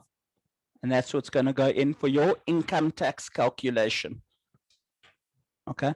But for your employees tax calculation, what's going to happen with your employees tax calc? You will put nothing in there for a subsistence allowance because you went out of town. For employees tax, you don't get taxed in it. Normally, they expect you to pay for a hotel. In this question, you didn't pay for a hotel. That's why you ended up paying a whole lot of tax in your subsistence allowance inside the question itself there. Okay, so that's there. Let's carry on with the question. It says, we're over here. The company contributed 1,000 Rand a month to his medical aid fund. He contributed 1,500 to the medical aid fund. So total medical aid is equal to 2,500 a month. But the company contribution, 1,000 Rand to the medical aid fund. What are we going to do? Inside the employees tax calculation, there's medical aid that we pay for. Sorry. Medical aid, 1,000 Rand a month. How many months was he employed for inside this question itself? He was employed for 8 months by this company. So how much are we going to include? 8,000 Rand into the employees tax calculation itself. That's how much we're going to include. What's going to happen from your normal tax calculation itself, guys? We're going to go into the normal tax calc itself. And what are we going to do? Sorry, I'm running out of space here. You will include another 8,000 Rand in there. Same thing for medical aid. You'll include 8,000, 1,000 times by 8. Let's carry on, guys. Let's move on. So, back to the question now. So it's 8,000 on both sides because that's one of the ones where we treat it the same for employees tax as we do for your normal tax calculation itself. Let's carry on.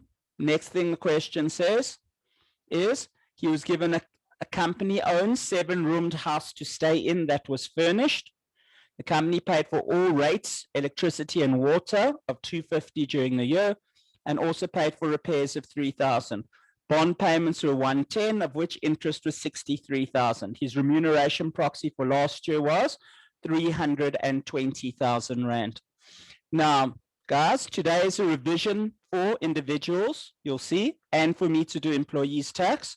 So let's just explain how residential accommodation works.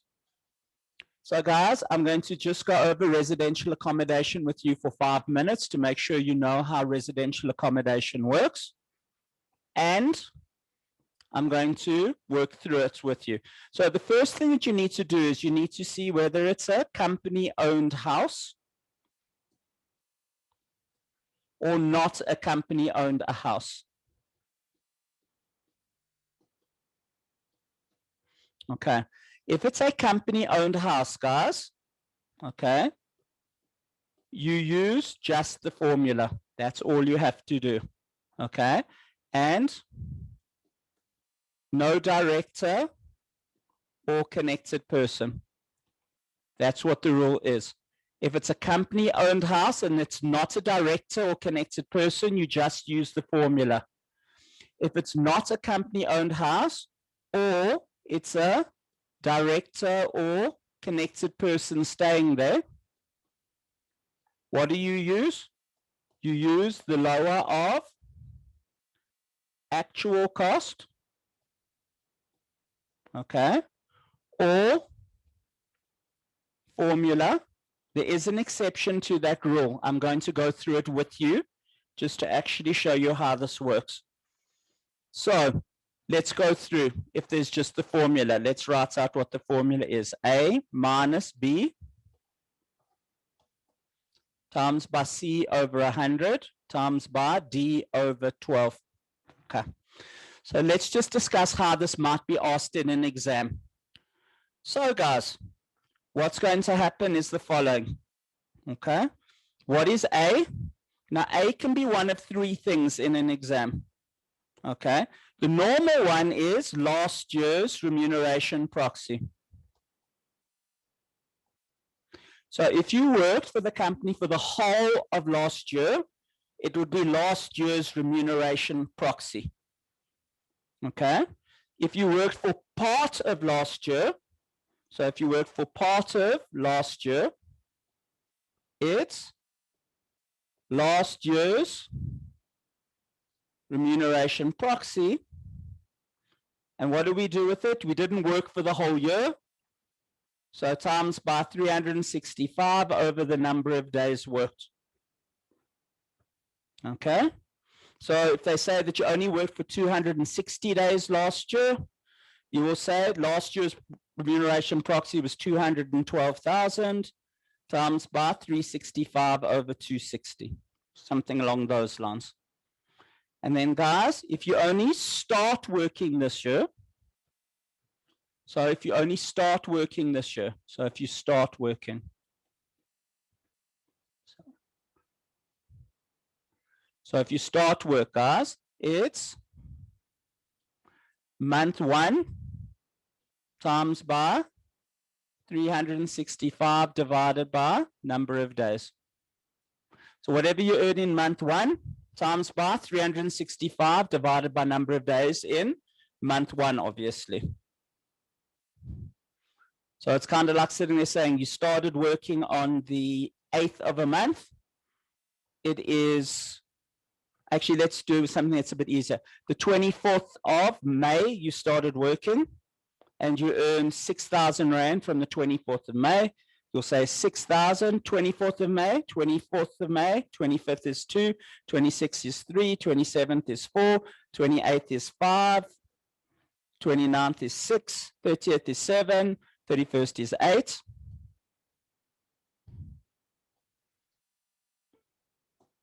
So that will equal your remuneration proxy. If you start work, whatever you earn in month 1, annualized up on a day's basis. So that's what A is inside your calculation. Okay. What is B? B is 83,100. You can either go tag it in your cycle legislation handbook, okay, in the fringe benefits section. The other easy way of working it out, just as a matter of interest, it's always your primary rebate, 14,958, divided by 18%. So if you ever take your primary rebate and divide it by 18%, you're going to get your amount that you're supposed to put in there for B. And that's what happens every year. It's your primary rebate divided by 18%. That's what you're going to put in. What's C? C, it's 17 or 18. What do you need? 4 rooms. And then either electricity or water or furnishings. And for 19, it's 4 rooms. And then electricity and water and furnishing. And then D is number of months in a question. So let's look at this question, and I'm going to do it in red. We'll do the calculation. Let's see what the question says. It says he was given a company-owned 7-roomed house, and he's not a director and he's not a connected person. Now, guys, when they say 7 rooms, okay, a bedroom is 1 room. Okay, so let's imagine it's a 3-bedroomed home, 3 rooms. Plus kitchen is 4 room, plus toilet is 5 room, plus lounge is 6 room, plus 7 is a playroom. That's a 7-roomed house. It's not bedrooms, it's roomed. Okay, and it was furnished. The company paid all rates, electricity and water, so the company paid for everything. I can ignore all of the shit out. Why? Because the moment it's company owned, I don't need to worry about actual costs. I just need to do formula. And the remuneration proxy is 320,000 Rand. So how am I going to answer this? I'm going to say 320,000 Rand is the remuneration proxy given, minus 83,100, because I'm not a director, I'm not a connected person, times by. I've got more than 4 rooms or more, electricity and water and furnishing. So times 19 over 100, times by D over 12. He only worked for 8 months for the company, divided by 12. So how much is that calculation? It's 320,000 minus 83,100 times by 0.19 times by 8 divided by 12. I've got an amount of 30,007. So what am I going to do? In my employees tax calc, 30,007 is going to be for residential accommodation. And guys, was this one of the ones that I spoke to you about being different? This is not different. I said for everything else, it's not different. Therefore, do the same thing for your normal tax calc. So I'm going to just put in 30,007 into my normal tax calc for residential accommodation. And it's exactly the same as your employees tax calc for residential accommodation. Okay, so that's what gets asked for residential accommodation. 30,007 is the way, and that's a good way of just remembering how to do it based on what I've just shown you. There are special rules, guys, and just let me just go through the 2 exceptions. So I'm doing a bit of a revision on residential accommodation now. Okay, if a shareholder rents a house to the company and then gets it as a company house, there are special rules. You need to look at your notes, guys. What basically happens in that case is they get taxed on whatever they get paid by the company. So there's an exception there. And then, guys, please understand, if you've got an option to buy, okay, the accommodation, if there's an option to buy the accommodation, it's not a residential accommodation fringe benefit. It's actually treated as a low interest loan. So whenever there's an option to buy the accommodation, they assume that you've already bought it. It's not residential accommodation and you're paying off a low interest loan. So if you've got an option to buy accommodation in a question, you'll treat it as a low interest loan. Those are both in the notes. You guys can go have a look if you want to see how either of those 2 work. But 95% of the time in an exam, what I've given you will be more than sufficient. Okay. These 2 exceptions don't get asked very, very often. I can't actually remember them being asked in a board exam, but there are those 2 examples. Okay. Guys, let's carry on. Sorry, there was one thing I didn't do before with the previous question. It says, the company contributes 1,000 Rand per month after retirement as a post-retirement medical aid benefit. The company contributes, okay, 1,000 Rand a month as a post-retirement benefit after you retire. So what is the company doing after you retire, guys?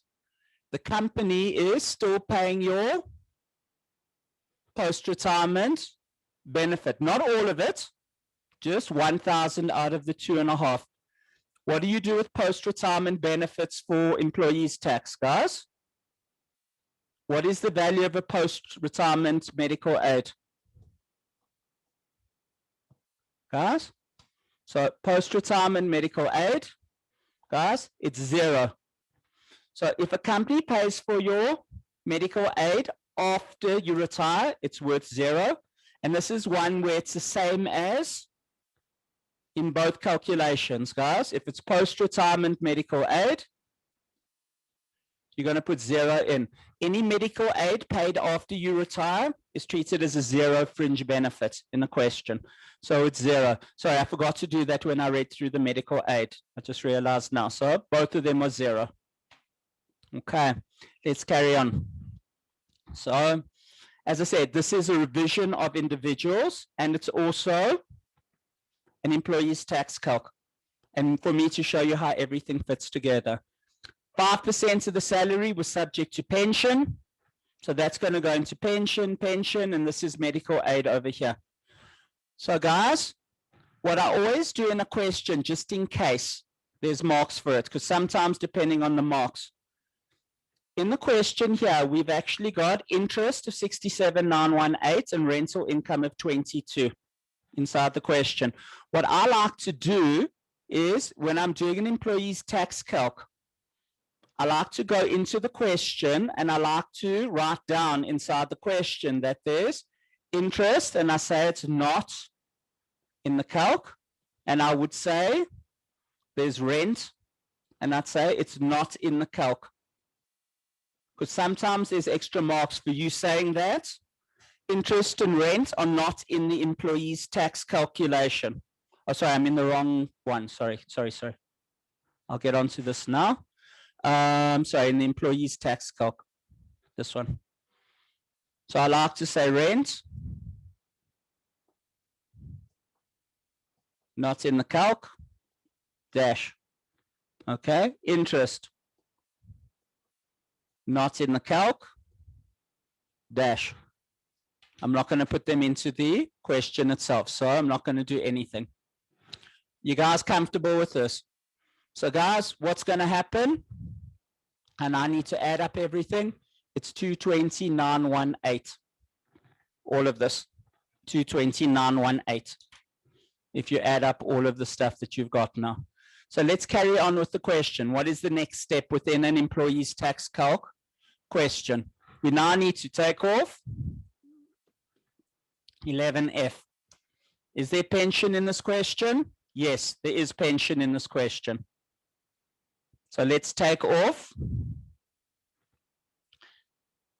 pension. It says 5% of salary was subject to a pension inside this question. So how much is 5% of salary, guys? Okay. 5% of salary subject to a pension. Guys, so what am I going to do? I'm going to say 11F, 5% times by salary, of which was 160,000 Rand in the question. That's going to give you a pension of 8,000 Rand up until the date of retirement, because it's 8 months. What else does the question say? The question says he had a retirement annuity fund of that he contributed 2,000 Rand a month to. The employer was aware of the retirement annuity fund. So how much does the employer know you've contributed to a retirement annuity fund?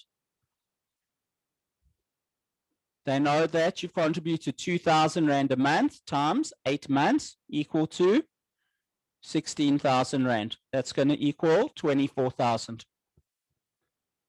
Okay. So that's 24,000 Rand. Limited to greater of. Okay. Now please understand inside one of these calculations itself. Guys, normally you would write down 350,000 Rand. Okay. But in this question, you need to times it by 8/12. Okay, because it's only 8 months out of 12.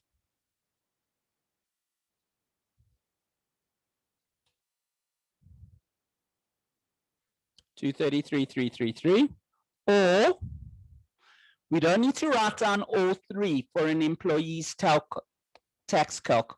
We don't need to write down all three for an employee's tax calc. We just need to say 220,918 times 27.5%, because we haven't done the tax calc yet. This is happening on a monthly basis during the year. So in an employee's tax calc, we just need to take the remuneration that is over there, the 220,918. So 220,918 times by 0.275 means that that's 6,752. And guys, how much can we take off?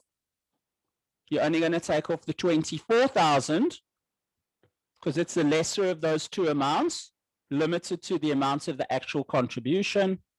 Therefore, it's there.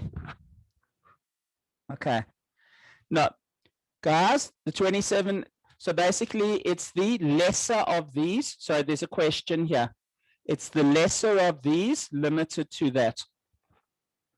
So it's always going to be the lowest number. And that's going to be 24,000 Rand that's going to be taken off.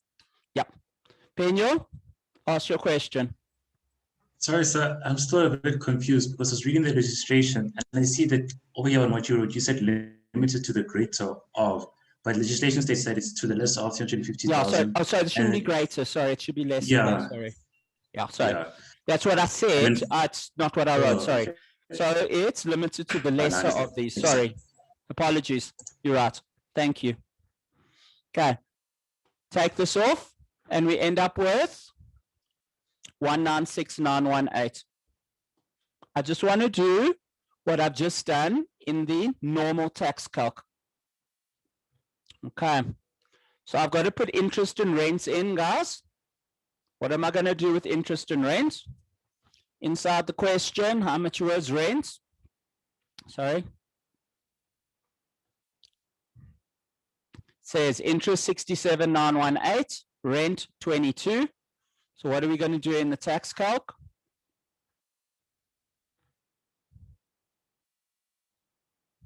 Sorry. So interest is equal to, so rent is 22,000 Rand into my tax calc. What am I going to put in for interest? Interest is 60, what was it? Sorry, apologies.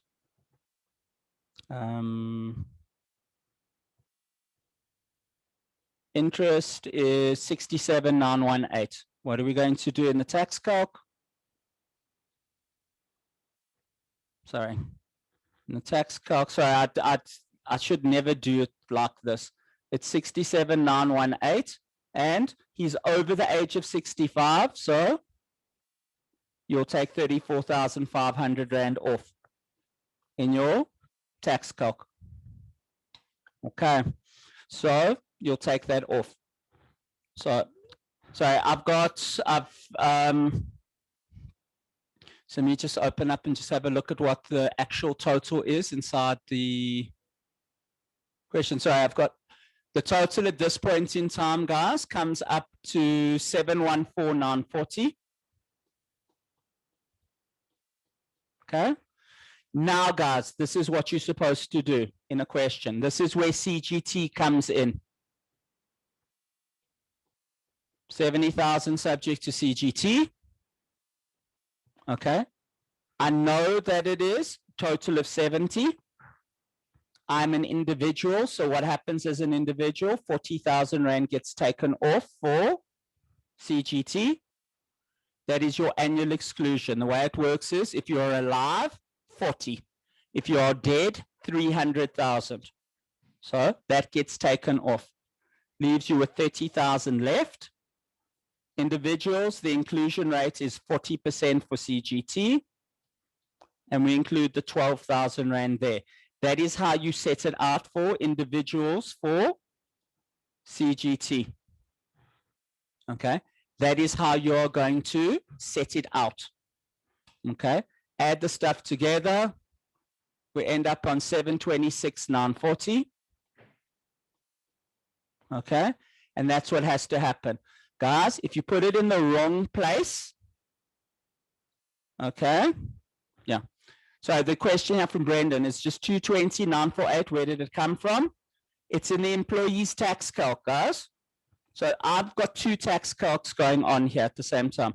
Here's my employee's tax calc. That is only what I'm getting from this employer, only. But I've also got a normal tax calc. This is what I submit to SARS. And that's from every single employer. And this is what I'm doing at the moment. This is for every single employer. Your employer does not know about your CGT. So that's why it's not in the tax calc. That's why I'm just doing should employer over here. But your normal tax calc has got a CGT calculation in it. 726, 940 after CGT. And guys, what I'm trying to do is I'm just trying to actually revise over the entire syllabus with you. Okay? And I'm trying to show you what the differences are between an employee's tax calc and what a normal tax calc would look like. So in a normal tax calc, I'm now going to do 11F. And let's see what it looks like slightly differently. Okay? And this is how you should do it. Your actual, guys, your actual is, guys, if you had a capital loss, guys, sorry, there's a question here.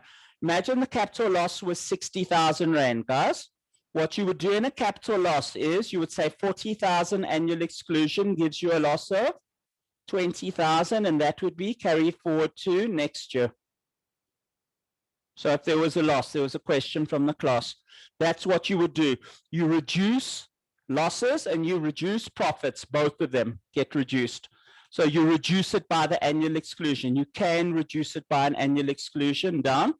You can't reduce the assessed capital loss brought forward, but you can reduce your current year's loss. So if your current year's loss was 60, you'd reduce it by 40 and say 20,000 carried forward to next year. Okay, so that was another question inside the class. Okay, so guys, 11F, what are we going to do? Actual, we knew that the pension was 8,000. The RAF was 2,000 Rand a month. But at the end of the year, we would have been a member of the RAF for 12 months. So that would be 24,000. Gives you 320,000 bucks. Guys? Okay. Limited to. Guys? Lesser of 325,000. This is a normal tax calc. I don't need to reduce the 325,000 by anything.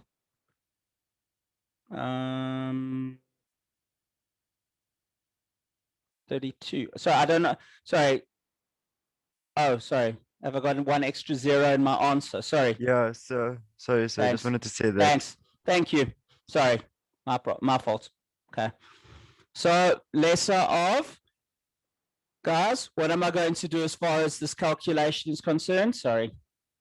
I'm being very blunt at the moment. Okay. So lesser of 350,000. Okay. Or, guys, it's going to be 27.5% times by what? It's all the remuneration in the question, guys. So every little bit of remuneration. So what is every little bit of remuneration, guys? It's going to be age and the directorship of private companies and the pension. Sorry, let's just get back. Sorry. And this pension plus whatever the remuneration is for this. So you would run around the question and you'd say it's 220,918 over there. Sorry, not 220, 196,918 plus it would be 40,000 for the pension fund plus 45,000 for age plus 20,000 Rand for this company itself. And you would add all of those up together, guys. And if you add all of that stuff together, you end up with a sum total of 438,445. You guys can add it up yourselves. So basically, I'm just going to do this. So guys, it's every form of remuneration itself. Okay. Plus, you will also need to add on the non-monthly amounts itself. So you would need to add on the non-monthly amounts. Now, let me explain. Inside this question, I split the remuneration from the non-remuneration over here. So if you wanted to inside the question, you could have just put a line over there, added it up, and you would have been able to calculate that as well. Okay. So you would have been able to do that. But I don't want to spend all the time actually going through and doing that. I just want you guys to understand it's all of the remuneration within a question. You are going to add on. Okay. So what's going to happen as far as this one is concerned? Let me get back to the question. Sorry. This is the normal calc. What are we going to do? 27.5%. The amount is 438,445, or 27.5% times by which number? That number over there. That's 726,940. So whatever this number is, the 726,940, the amount you get after capital gains tax. So do you need to add up the number after capital gains tax? Yes. Why do we need to do that? Because it comes into our RAF calculation inside a question. So what's going to end up happening now, guys? 726,940 is the bigger one. I can use the higher of these two. Therefore, what's 27.5% of the bigger one? 0.275 times by 726,940. You're going to end up with 199,909. And what's the third number you write down in a solution for your pension? It's either 350 or 27.5% of the greater of remuneration, or the profit before this item, or the amount of profit before CGT. So what was the profit before CGT? 740,940.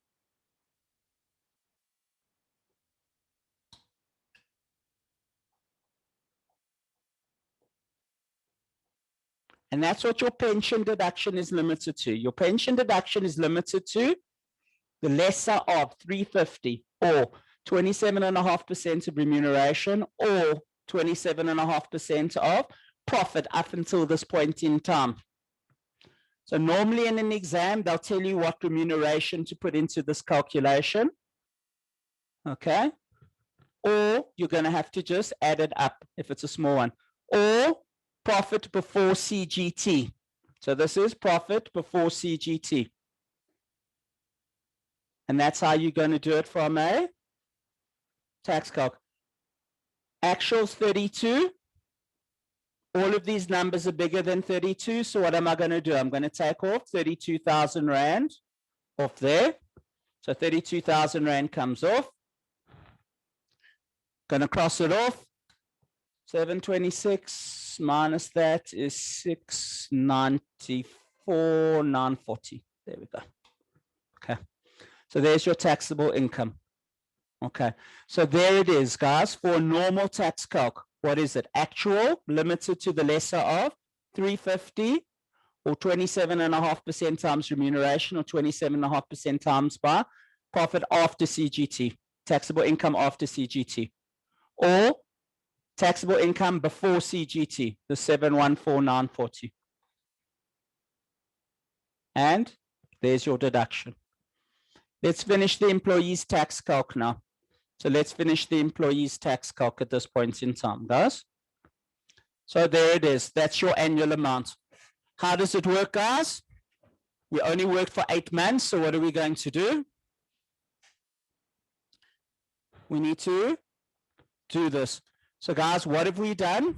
And let's just revise over what our employee's tax calc looks like. Guys, we put our normal stuff in, bonuses, share incentive schemes, anything that's annual, we leave out for the time being. So I'm just doing a revision of what goes in. The stuff that goes into your calc is normally the same thing that goes into your normal tax calc that you do. The differences are for company cars and car allowances, you times it by 80%. If the question says that you use the vehicle more than 80% for business, you only times it by 20%. For subsistence allowances, you put in a 0 if you actually go out of town. So you put in a 0. But for the rest of the stuff, it's identical to your normal calc. What do you then do? You take off section 11F. But remember, you've only worked for 8 months. So what are you going to do? You can only put in 8 months worth of information into your calculation.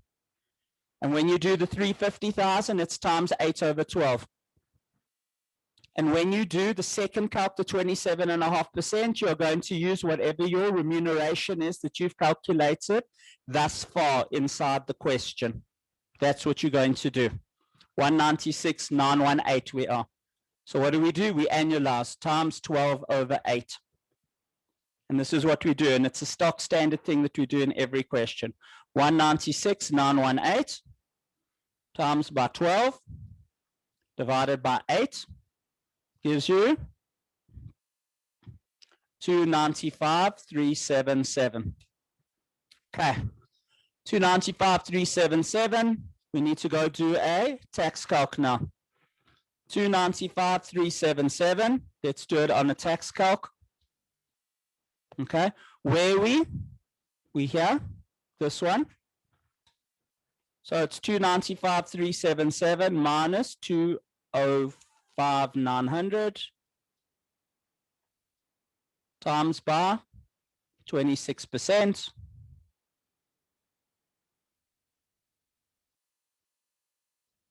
Plus 37,062. We're going to get an amount of 60,326. 60,326.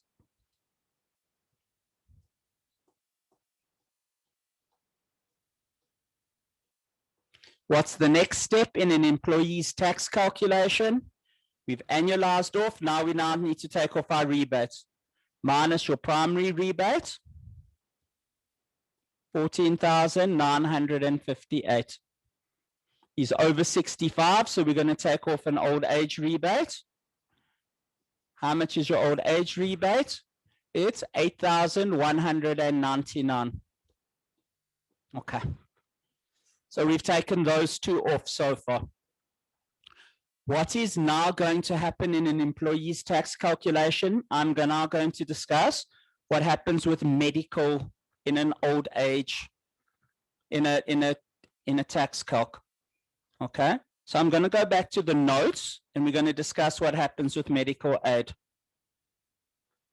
So guys, it says less rebates and 6A medical tax credits if the taxpayer makes medical aid contributions.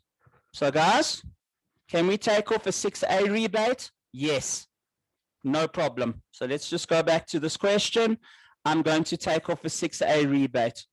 I can always take it off if the person is a member of medical aid. No problem whatsoever. Okay. What else can I take off? Can I take off a 6B credit?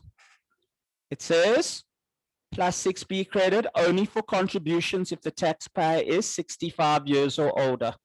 Now in this question, is the person 65 years or older? The answer is yes, they are. Therefore, what can I do inside this question? I can also take off a 6B rebate, but only for what the company knows about. So only for what the company knows about. Okay. Now, guys, if you are disabled, you can't take it off. So I need you just to understand it's only if you're 65 or older, not if you're disabled. So I know that if you're disabled, you get treated like 65-year-olds for the purpose of tax credits. But guys, it's not up to you to decide whether you're disabled or not. It's not up to your employer to understand, to make the decision whether you are over 60, whether you're disabled or not. It's up to SARS to do that. You need to fill in a form and submit it. So you can only take off a 6B credit if you are 65 years old or older. And this question is 65, therefore you can take it off, the 6B credit. So let's go through and actually carry on with the question. Let's do it. So in the question, it says him and his wife are members of a medical aid fund. In the question, so how much can we take off as a 6A credit? It's 638 for 2 people. We've annualized. So we're going to times that by 12. 638 times 12. And that's going to give us 7656. Okay, and what can we do? 7656. Okay, so that's there. 6B rebate, can we take off? Absolutely. How do we do a 6B rebate? We say medical aid contributions, 2,500 times 12. They paid 30,000. Okay. Other expenses, what we normally do, guys. But this one, we're going to put in 0. Why other expenses is a 0? Because even though they've got other expenses, guys, this is done by the employer. The employer has got no idea of what your other expenses are. Your employer has got no idea of what your other expenses are. So guys, you can't put anything into the calculation because your employer simply does not know what your other expenses are. So inside the question here, guys, there's 34,200 other expenses. Your employer does not know about it. So what are we going to do inside the question? We can't include that in. That's why I put a 0 down. Okay. Less, what do you do? Is over 65, 7656 times by 3.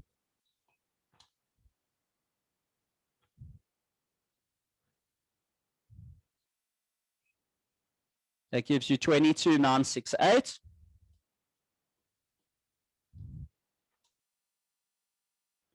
Minus 30,000. Sorry. That gives you 7,032. And if you're over 65, what is your 6B rebate?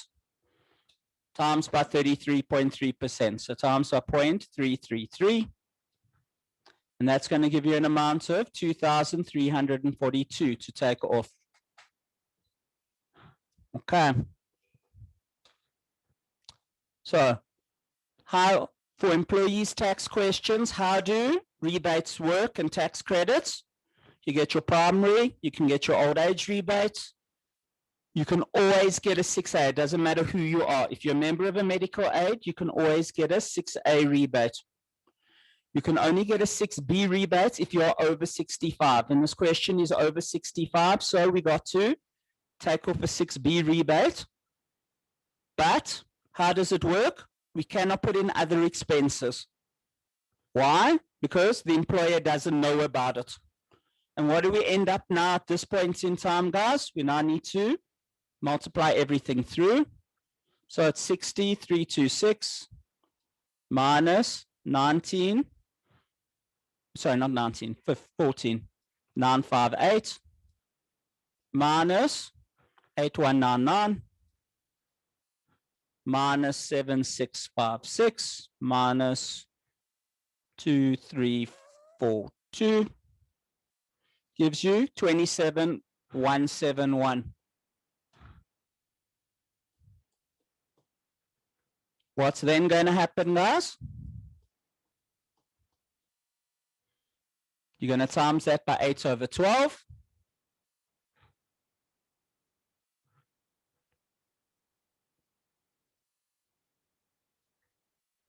And you end up with 18,114.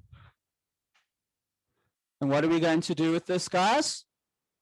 That is the amount of employees tax. So what have we been doing with the employees tax?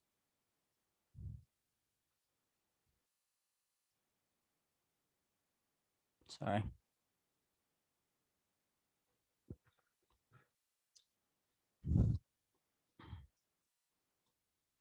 And this is for his employer, and this is on the monthly amounts.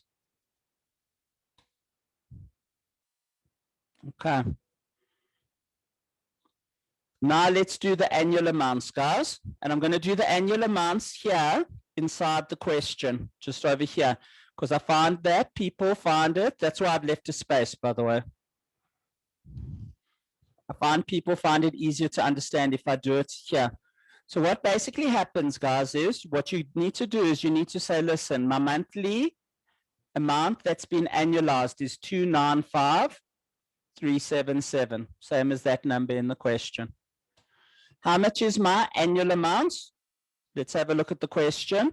What did I write down in the question? My annual amounts are actually equal to 95,000 Rand.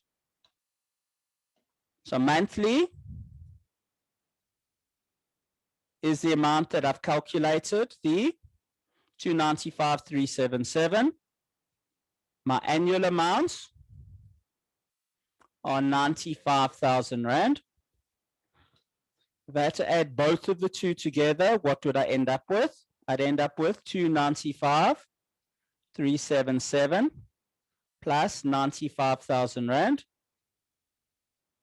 That gives you 390,377. Okay, that's 390,377. Okay, how much is tax on this? 390,377. Let's open up our tax table. So 390,377. We're going to be inside this line over here now. So what do we do? 390,377 minus 321,600 times by 31%. Gives me 21,320 plus 67,144.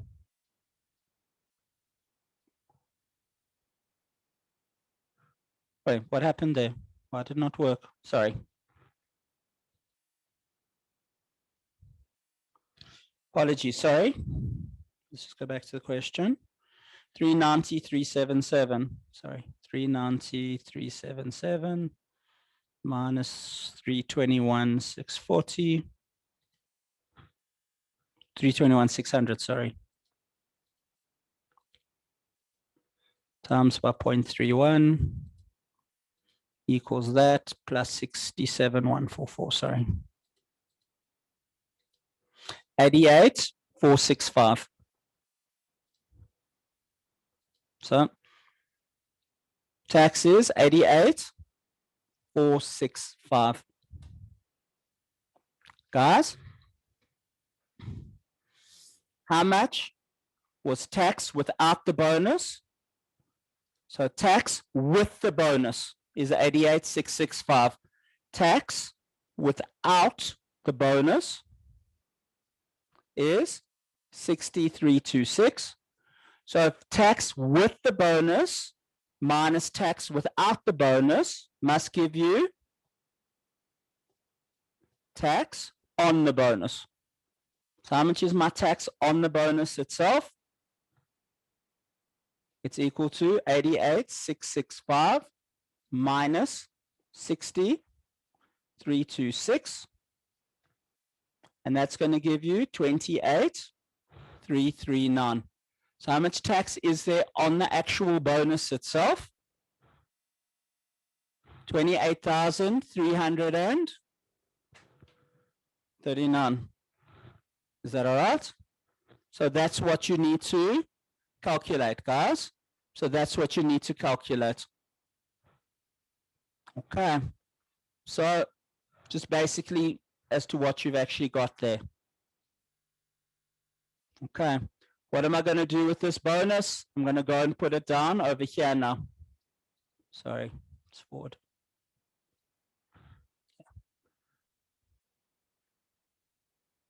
You're going to go put your little employee's tax here. So you're going to put tax on bonus and you'd put it there. Can't remember what the amount was. So guys, that's what needs to happen. So what I want to do now is I just want to actually just go forward and actually just go through and have a look at the solution with you, just to make sure that you're comfortable. Okay, so just want to just print this, guys. And I just want to go through the end of the question with you and get on to some other examples.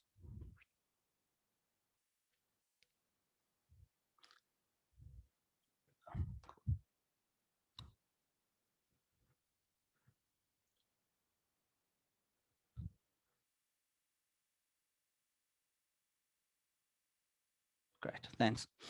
Okay, so guys, what I haven't done in the question with you now is as follows. As far as the individual tax calc is concerned, okay, I've got up to here the 694,940. Okay, we've actually got a donation in the question. Let's go back and have a look in the question as to what happened with the donation. What did the question say? It says he had a donation carried forward from the previous year of assessment of 15,627, which was not allowed in the previous tax year.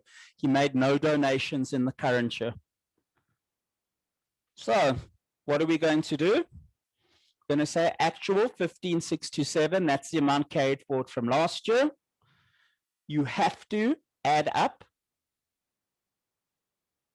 okay? Because what is your donations deduction limited to? 10% of that number, okay? And what are you going to get as a deduction? 15,627, and that gives you 679,313. What's now going to happen? You're going to do tax per tables on the 679,313. So tax per tables, that number, less primary rebate, less old age rebate, less 6A credit, all the same as the employee's tax calculation. All of these are the same. Okay, what's going to be different now, guys? We can now claim the deduction on the medical expenses that the medical aid did not reimburse you. Why can we do it in the normal tax calculation, guys? Because we're filling out our tax return. We know about it. Why was this line not included in the employee's tax calc? Because the employer did not know about the 34,200. But we know about it, so what are we going to do? We're going to claim the additional medical tax credit. Okay, we can claim it. So all of this is the same as the employee's tax calc.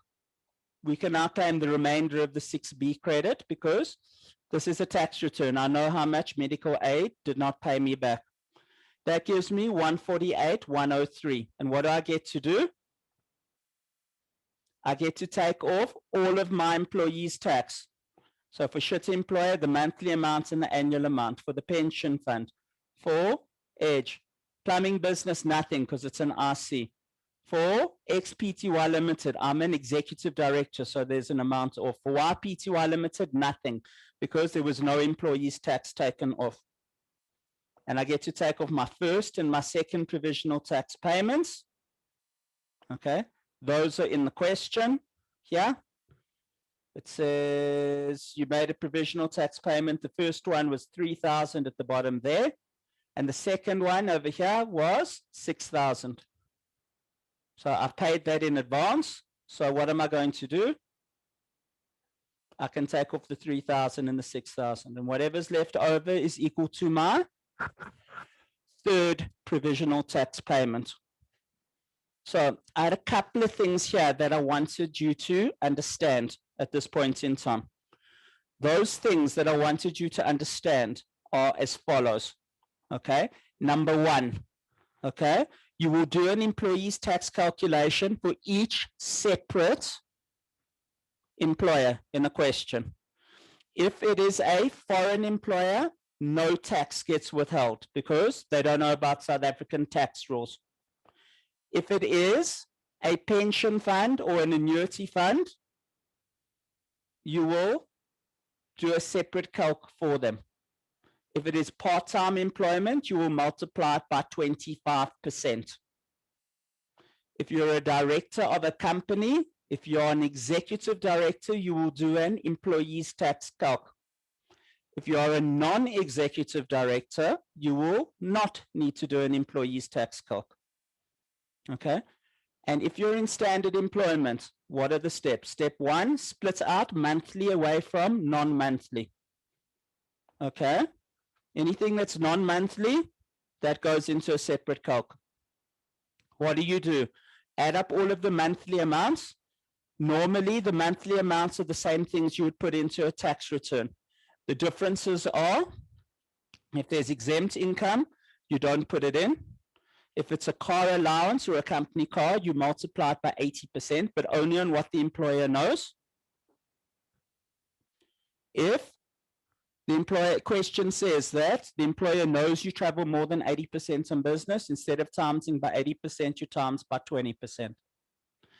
If there is a subsistence allowance in the question, they give you money for going out of town. If you go out of town, you put 0 into your question. If you don't go out of town, you put the amount that they give you into a question.